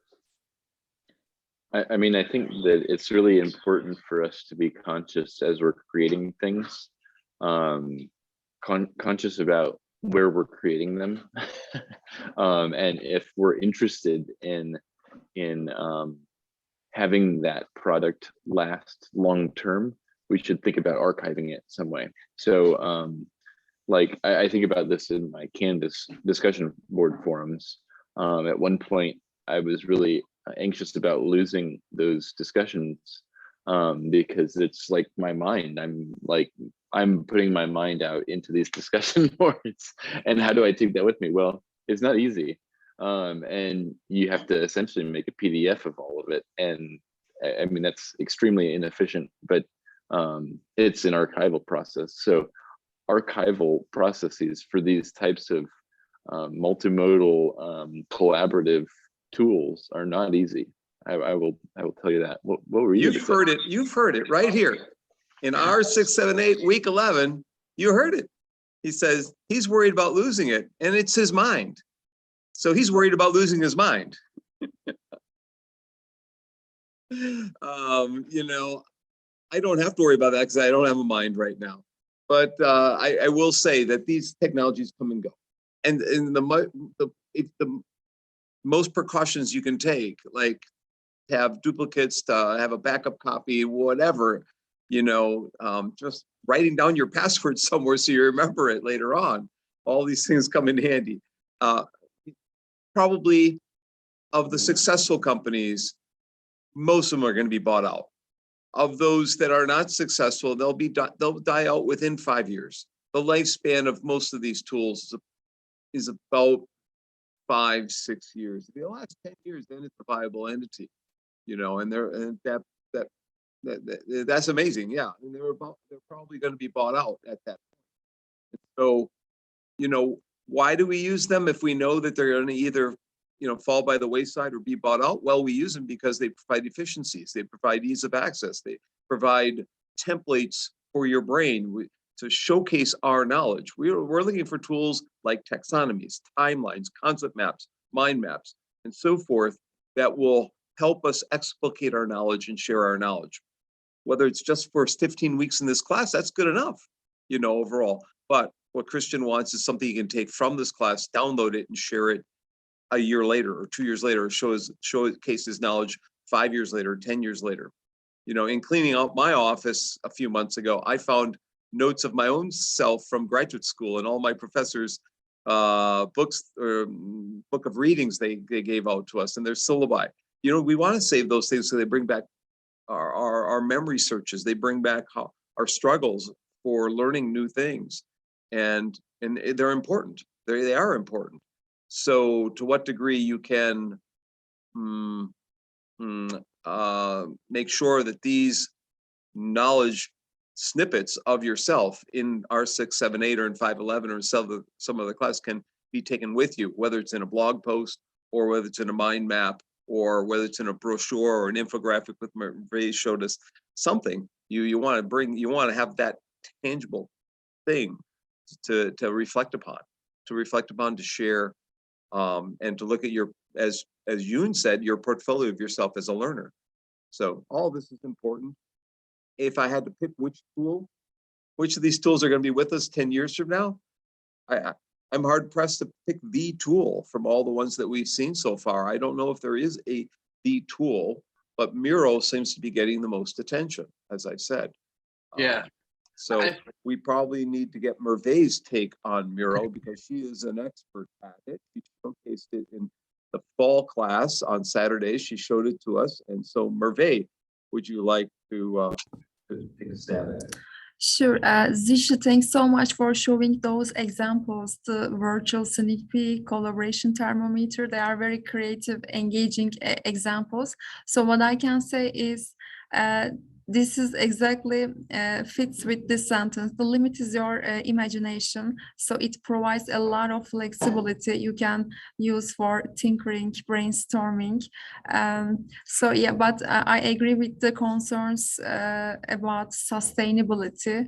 So for some reason, if I have very good design, I have always take the screenshot and save on my local folder, even if it is not going to be editable, but I just save it because their policies are changing sometimes very quickly, updating something. What else? I think, yeah, Zisha covered everything. Thanks, Zisha. Maybe I can add one more thing about virtual collaboration. So in the paid version, you can invite your friends and make video chat at the same time while editing, moving elements somewhere. So yeah, it combines. I don't know, are you familiar with Prezi? I think it's still active, the presentation tool works on Zoom in, Zoom out. Prezi, Zoom, Canva, everything like a combination meshed up in Miro. So I agree with you, Dr. Bonk. It is going to be a popular and long-living tool, I guess, in the upcoming years. Thank you. Thank you, Marie, for your comments. This reminds me of early days of PC software. We had spreadsheets, databases, and word processors. And all of a sudden, Microsoft built a tool called Symphony that had everything in it. It didn't last too long, by the way, but people thought it was the greatest thing, you know. And Miro kind of is that. And maybe, Christian, you could point us to a mind mapping tool. You know, Miro is a mind mapping tool in some ways. Is there one that you've used that's better than Miro, or that comparable to Miro, at least had some, would get some traction within the corporate space as a tool for collaboration? Do you know of one?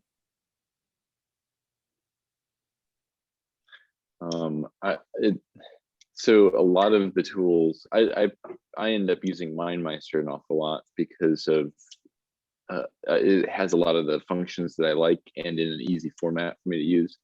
But nothing's quite like Miro. I mean, Miro is all inclusive. And it's a virtual workspace. I mean, you have all of your documents there, and for people that like to have all of their stuff spread out on a desktop so you can find it, that's the best tool. I mean, particularly for designers, UX UI designers, this is a wonderful tool to see everything laid out, be able to zoom in, zoom out. There isn't many mind mapping tools that do that. One thing I will say is that Miro can be quite distracting if you are a distractible person. And there's a lot of input, and so it might be its limitation. Are you talking about me being a distractible person, you, Merve, or Shishi? Me. I remember Merve's presentation of it. I'm just like, oh my gosh, all the cursors. I see all the cursors moving around. I'm going crazy right now. And it was just overwhelming to me. But as you begin to use the tool, you begin to understand what that is and how it's happening and why it's happening. And you kind of tune it out a little bit. But for like, I would never be able to just quickly get somebody on board with using Miro if they weren't already familiar with tools that were collaborative online tools. But there are some other like mind mapping tools that are a little bit easier to have somebody dip their toe in that's not maybe so tech savvy. So I don't know whose iPad, so you can put in the chat so I know what your name is. I won't call on you, I promise. We do have another visual person named Omida here. Omida, what do you think of the iPad is me. Miro tool? Miro seems to be very nice tool. Yeah, I like it. Another tool. It's not free, but they have free stuff in it. Yeah. I wonder if it's possible to embed it to Google Drive, like Lucid Chair, for example, we can embed it to Google and use it in Google for, I think it's possible to embed it with IU account. Yeah. Yeah, I think so. I think Miro recently about you to do with Google. I think mostly Google Calendar. I'm not quite sure because when I tried it, it didn't work. So yeah, but one more thing I want to add on what Christian said. I think that they are all called all-in-one tool, but they are actually not. Like one tool can be good at one thing, but not everything. So that's why when I work with other people, it's not usually not only one tool we use different tools.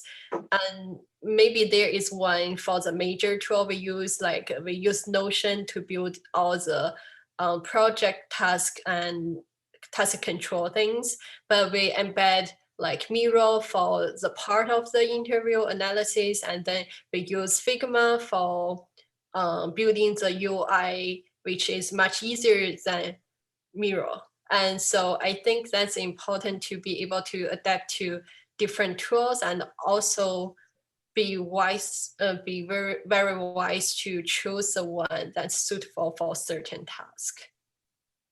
So we have a comment from Nelson in there about should we be gearing these tools up for the corporate space where they get funding? There actually are cases of the opposite happening. If you ever used Inspiration or Webspiration or Inspiration was created for the corporate space and got used in K-12 and higher ed so much they had to change their model. So it can happen where the higher ed and K-12 people utilize a tool and shift the focus. So you know that has happened in history. It's not the norm, but it has happened. Anyone else have a question for Shishi? Or about Miro, or about why she's not in the room with all of us today? Gotta give her a hard time. We have 1, 2, 3, 6 people, no, 5 people, 6 people. Bell's in the next. Okay, we got 6 people here for a change. Maybe we'll talk Elliot into coming here and visiting us sometime on a Monday, maybe next Monday night. So we have Bill left and Christian. So Bill, yeah, nice. We should give, so she should get a round of applause too, of course. Excellent jobs. This is just this snowballing here. I hope you're getting some ideas as you hear each one. Again, this is not a technology tool training class, but I wanted to have a week where we're doing that because, you know, oftentimes people sign up and they expect or the intent to be training in technology tools every week. But in a PhD or an EDD program, at a 600 level course, they want us to emphasize theory and what the research says. So I'm trying to add a weekend where we're getting to a lot of different tools, and it's great to have support from Bell and from Chishi and from Merve and from Justin and from Yoon. So it's really wonderful to have all their helps. So thank you to them. Bell, what are you going to show us? Wait a second.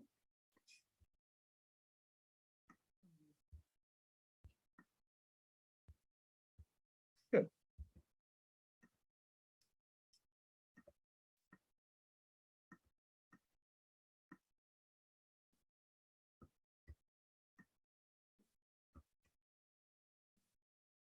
Okay. Can you guys hear me? Yes, we can. Okay, thank you. Okay, so today I'm going to introduce you to Trello and Kumo Space. I already present Trello on R578, so I wanted to try another approach, not just showing the example, but showing the feature so that you could have a general idea of how you could use those features to work with your own project. So let's talk about Trello first. Unlike Notion that provides all components like Trello has a Kanban board Notion has one as well. Notion can also do notes, database, wikis, calendars, and also reminders. But Trello is only based on Kanban style, and it's focused on doing only one task at a time. So Christine, it's really good for you if you are easy to get distracted. Okay, so Notion and Trello are two great services that help you to get things done. Trello is awesome at project management, while Notion is a all-around tool that allow you to accomplish a variety of things, not just project management. So I use it for like note-taking a lot. So if you are looking for solely for a project management hands-on tool, Trello is probably the better bet. The strength of Trello is simplicity. So you don't need to overcome the learning curve that you need to spend lots of time on learning how to use Miro and Notion. So this is easy, hands-on, that you could log in and to start work on this tool. So let's take a look at the feature of the Trello. One of the simplest way to add pop, structure, and clarity to your board is by adding label to cards. Let me show you so here is my labels. So you could use label to prioritize things. You could use label to distinguish different activities that to highlight or make it more standing out. You could also use it to categorize a repository of card by subject, just like your Trello board. Trello label are customized as well. And it also can do checklist, power ups, automation, and views. For checklist, every Trello cards comes with a checklist, so you can break projects down into smaller tasks or to create even more detailed to-do list. If you upgrade the Trello, you could also add team members, labels, checklist, dates, like under this small checklist, but I only have the basic version. So but I think it's enough for small project to do the arrangement. Another feature of Trello is power ups. Power ups bring additional functions, and it can do integrations to your Trello boards. It can connect with other apps that you rely on. For example, the Google Drive. I assume that everyone can use Google Drive, so I will take it as an example. It could integrate all the information and it make it visible. So if you add Google Drive for Trello, it will appear on the top. See the Google Drive button. It would just right beside the power ups.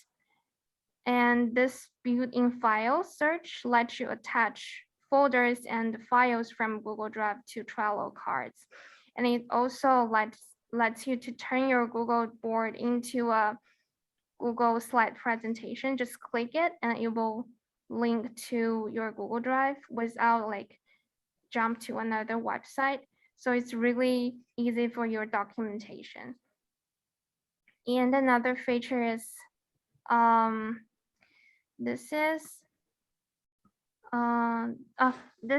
once you have your board's workflows and power ups and key features set up, you could automate all that work. For example, I settled up a rule that when I drag a card from doing, let me show you on my own Trello board.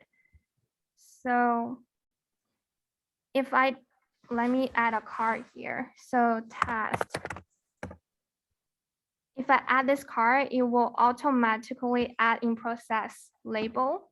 And if I drag this from doing to complete tasks, the in process will disappear and task will automatically like marked completed.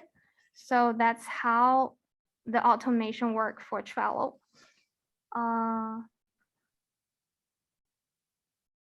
So you don't need to know how to do coding to realize this function.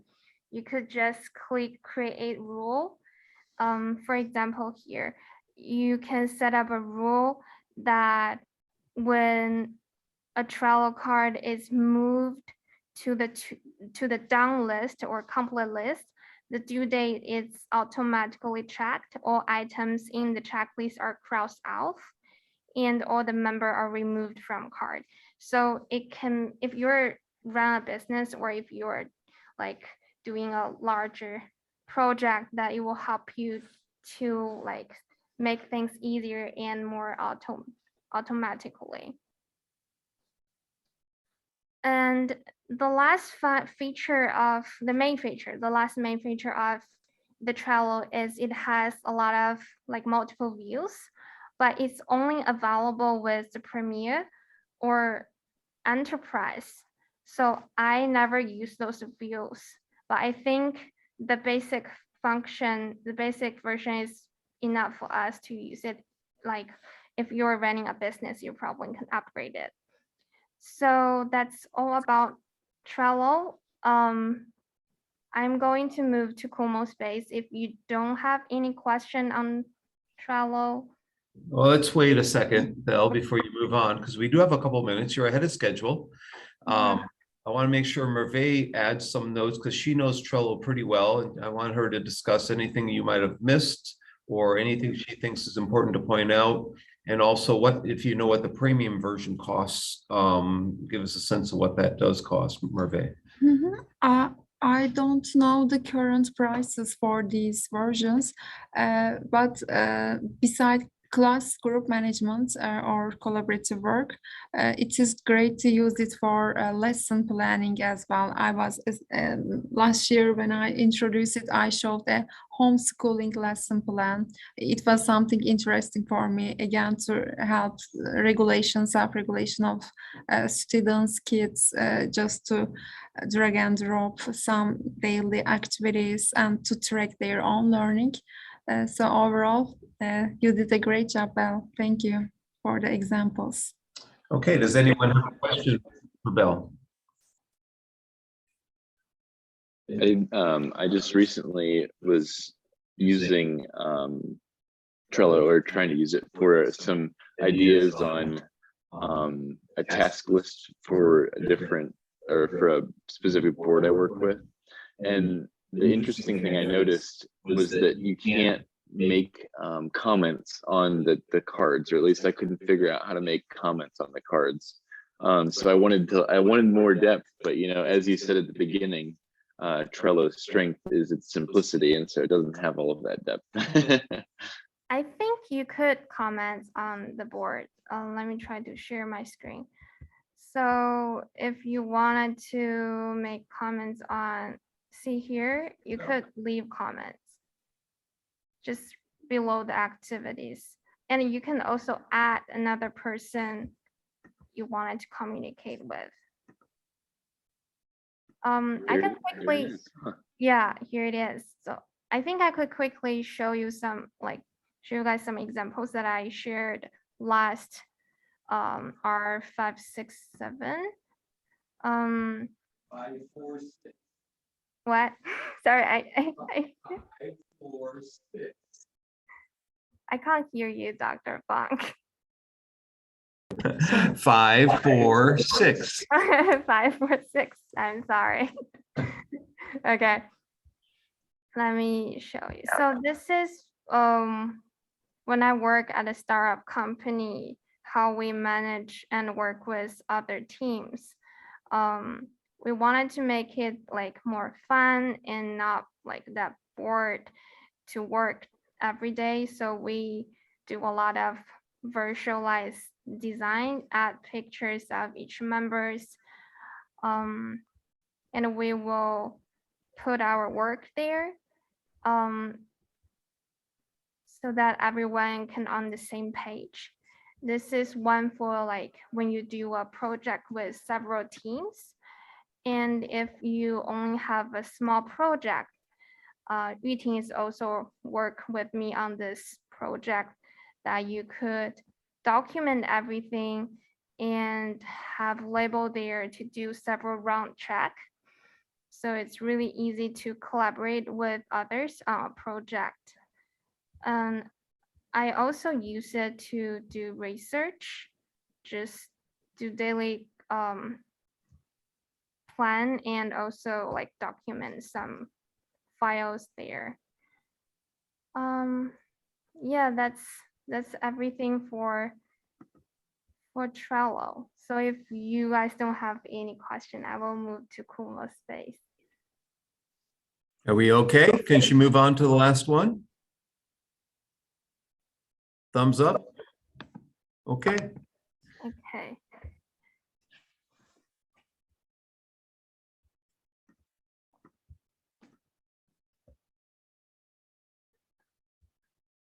So Kumo Space. So actually I learned Kumo Space from Umida. I was a participant in her project to testing a lesson plan. So I really like this video conferencing tool because it's a way to saying goodbye to the bored grade of video conferencing. Bye Zoom. And try to provide more immersive and fun environment for video chat. As you can see here, there are a lot of pre-made template. You can use it for work, for social, for events, for game. It looks like a game. So you could make your space your own by starting from scratch or customizing one of their pre-made templates. You could also add your own logos, furnitures, music, YouTube videos, and much more. We could, I will show you. I can paste a link. Umida, if you don't mind, no, I can paste a link. Give me 1 second.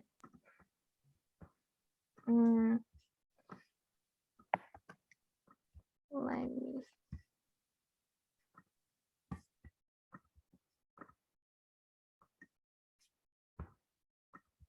So here is a link that I create for today's presentation.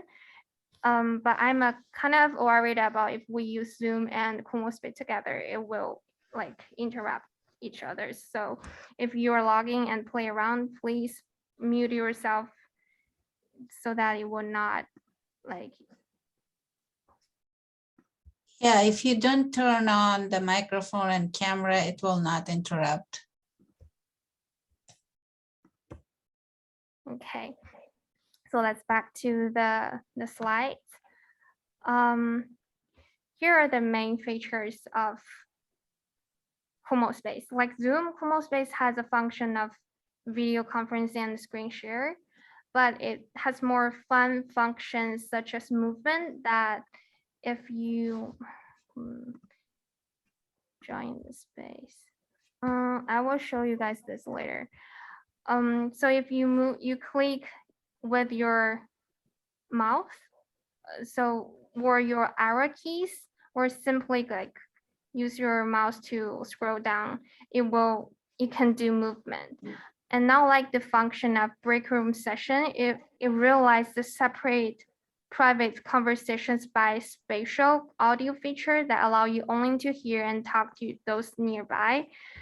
So around your avatar, there is a circle that represent your spatial audio range. You can hear anyone inside this circle and they can hear you as well. So anyone outside the circle is out of your ear shoot. This is how you can have separate private conversation in Kumo Space, and you can also hide the audio range indicator and adjust the size of your audio range by click setting. you can also like make it entire room so everyone can hear you. Let me see. Bill, Mm-hmm. there's a tool called Shindig that lets you have multiple conferences and discussions within a main video conference, just so you all know, Shindig.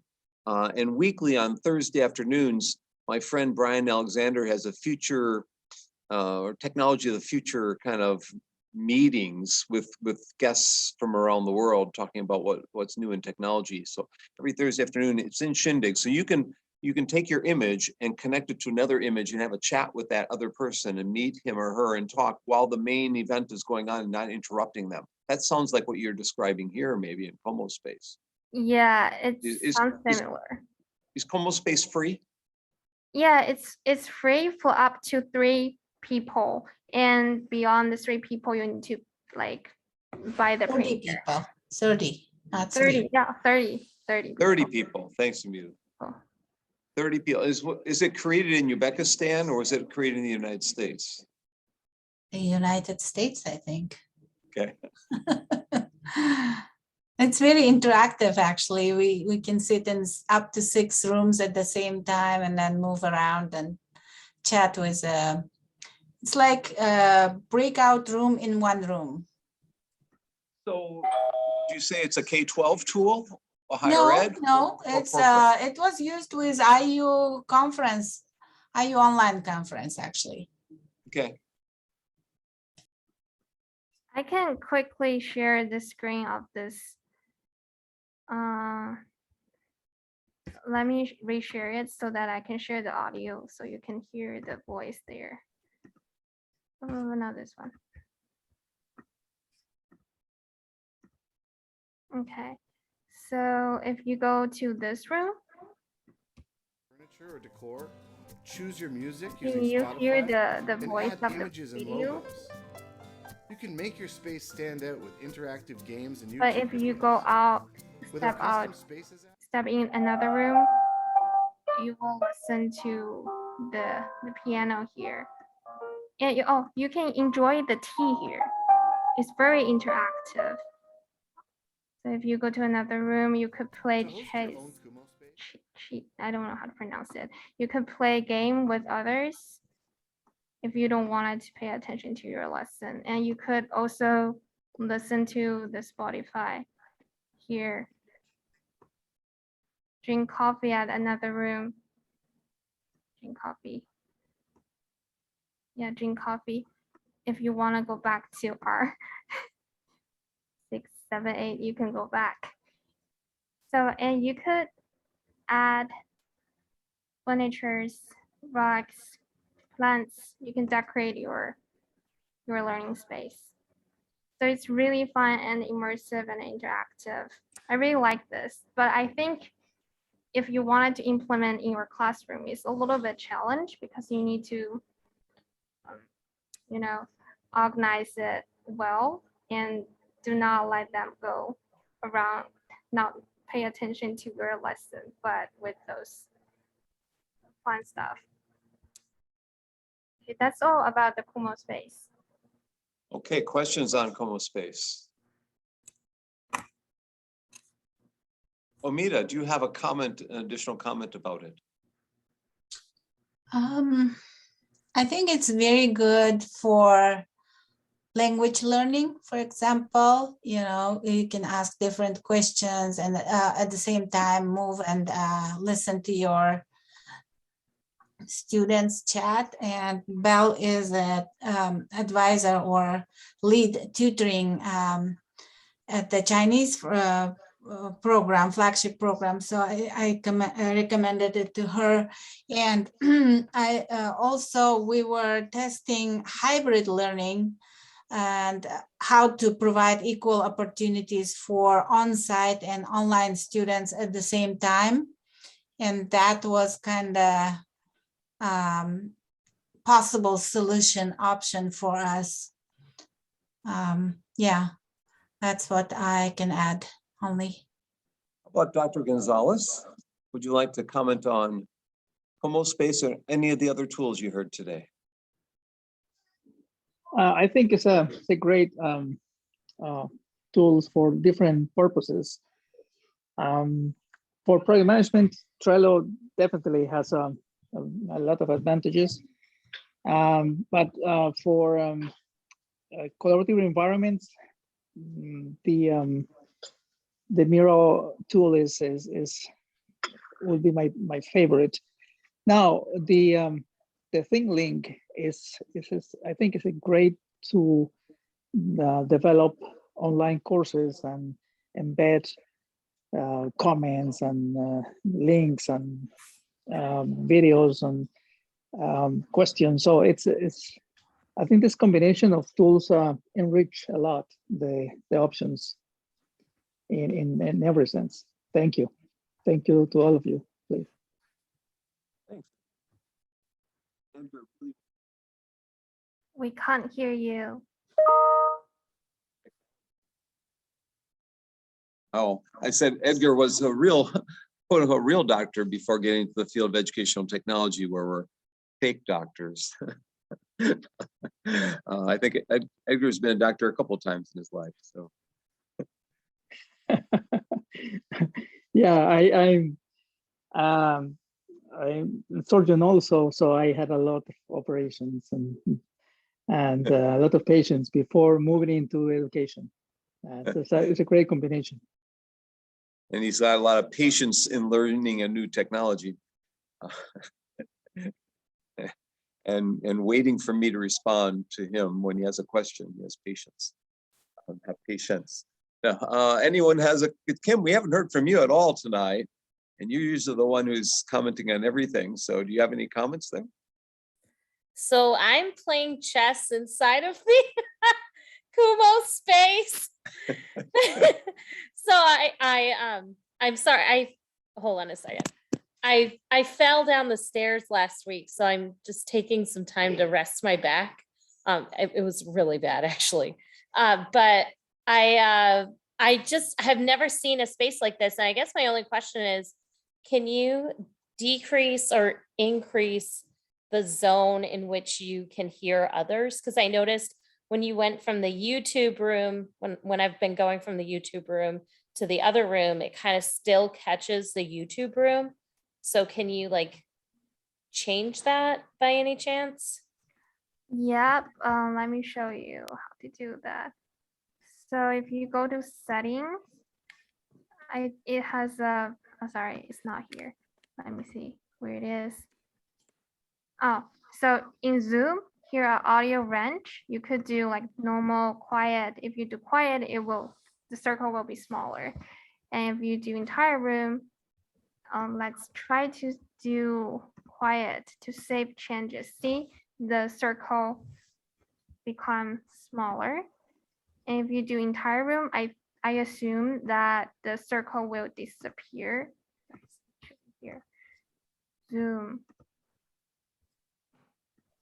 entire room. Yeah, the circle will disappear so that everyone can hear you. Okay. And then are you able to make the rooms or bigger than what is there? I think you're asking like that, the size of like, it's like 4 by 5 squares. Can you make that like a 5 by 5 or 6 by 5?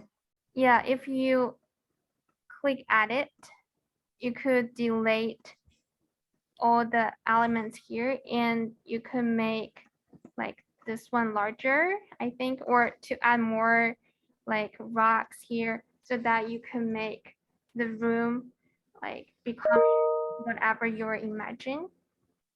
So this is a pre-made template. So if you can, let me go back to, you could add like more floors. So make the room becoming just one bigger room. Thank you, Belle. Let's give her a round of applause. Thanks, Belle. And I'm going to have Christian throw up the mind mapping tool and talk about it for a little bit. Maybe we can start next time with it again. So Christian, do you have what you have ready to show us handy that you can put it up there? I do. One moment. Okay, I think it's in that one. Yeah, it's in that one. So that's actually the Jamboard. And so why is that tool in my way? Okay. So here's my mind map, but it's really like visually crazy right now. So what I do to make it a little less crazy is I just minimize these. And so then very simple. So I think one of the easiest things to do is look really quick at the 3 dots that happen at each of the little bubbles, like each of the little tabs there. There's 3 dots. And so you click on that, and that's where you add comments. It's where you add notes, attach things, media. One note I will make for this mind map, since there's a lot of people using it, if you do decide to go into this mind map and add things, I do ask if there's already a picture or a video. If you add a link here, it will erase that. So go ahead, and if there's already a video like over here in uses, go ahead and just add the new link that you want to add into a comment. That'll just be kind of a quick note. And if you forget that, I have put this handy little graphic here for you to see and made it a quick little note about how to use it. So built into it, little ideas about how to use it. But so first off, just there's all sorts of different mind mapping tools and also brainstorming tools, because mind mapping is a form of brainstorming. It has been for me. It's been very helpful for me, actually. Oftentimes I get overwhelmed by discussion board forums. And so one of the ways that I kind of wrap my brain around them is by creating a mind map of it. And so what's actually happening in this discussion board? Oh, well, there's these 3 main topics. And then these 3 main topics have these reference points. And it's incredibly visual, and it's incredibly easy for me to then comprehend what's going on. So all of these have links to the different options, or the different tools, I should say. So let me minimize that again. And then uses, there's all sorts of different uses. You can take a look at these. I think the visual thinking is a really interesting one. She had the video that I put in there. She goes into depth about visual thinking and how, I mean, mind mapping is integral because it's all visual. So then also here we have the tech variety activity number 66, page 160 or 196. And it is where I got actually a lot of information, a lot of inspiration for doing mind mapping. That was the P540 class, I think, was the original P540 was my first semester of my master's. And you introduced me to tech variety. I think I got a signed copy that you sent me home with. And I was like, what am I gonna do with this book? And yeah, I biked from the student union. Yeah. And so yeah, no, I have used and continue to reference that book constantly. But now you guys can all reference this book because it's linked right here. You just click on the link. Perfect. So you go to the Poplet link. Yeah. Is that actual link to Poplet? It does. Okay. So Yeah. tell people what Poplet is. So Poplet is another visual organizer. Some might call it mind mapping. Some might call it knowledge sharing. Yeah.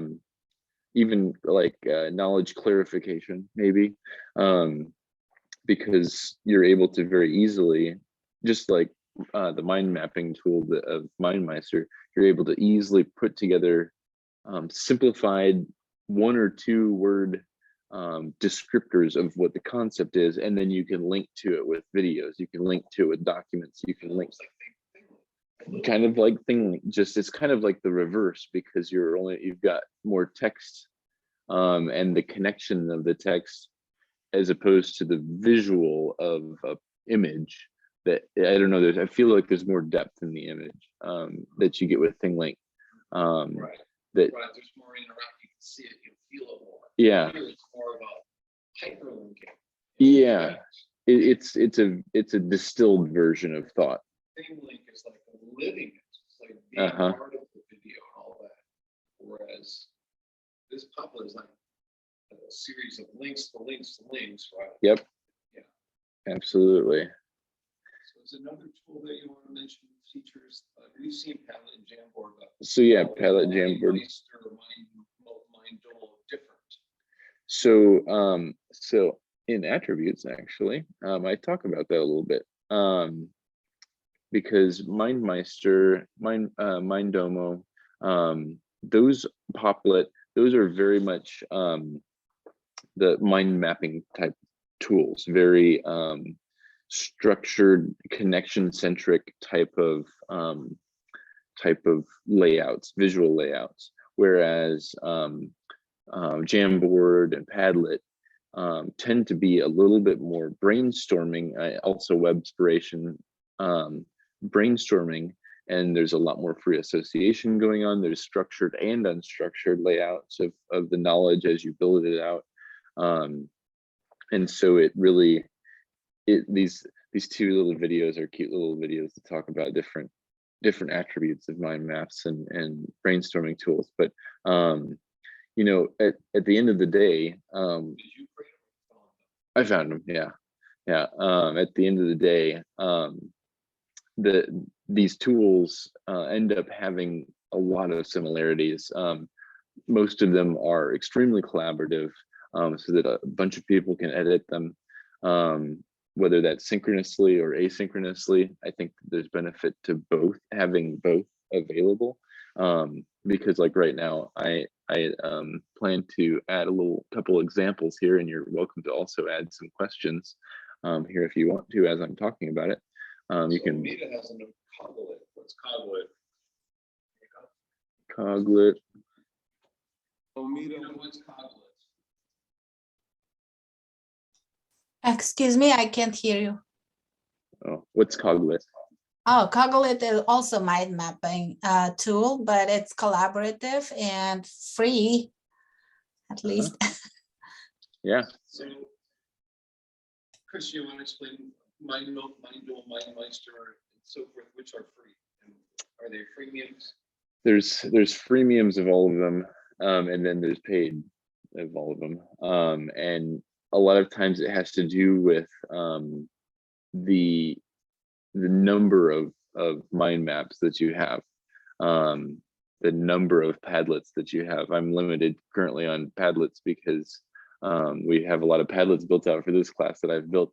And so I'm like, oh, dang, I got my 5 Padlet limit. Yeah, exactly. Yeah, I have like multiple emails. Yeah, it's no problem. But yeah, so if you want, you can add that Coglet to the tools listing if you want, or I can do it. I can show you. So if you're in the same level, so mind mapping oftentimes is very level based. So like these are all links underneath tools, and so in that I just hit enter, and then there's a new level or a new thing to add here. And so maybe I'll put dot in there. And so there's that. I made that. There's the 3 dots, and that's where I paste my link. Boom. And so there it is, Well, living there. In the discussion for the week, maybe in the discussion for this week in Canvas, we can talk about, maybe Christian can post this in the alternative discussion. We can chat about how to use it. I know we have other things in the alternative discussion, but maybe you can post that in there. So yeah. I want to thank Christian for tonight. I know we didn't give him enough time, but he knew that because he was last. He knew I'd cut him off at some point.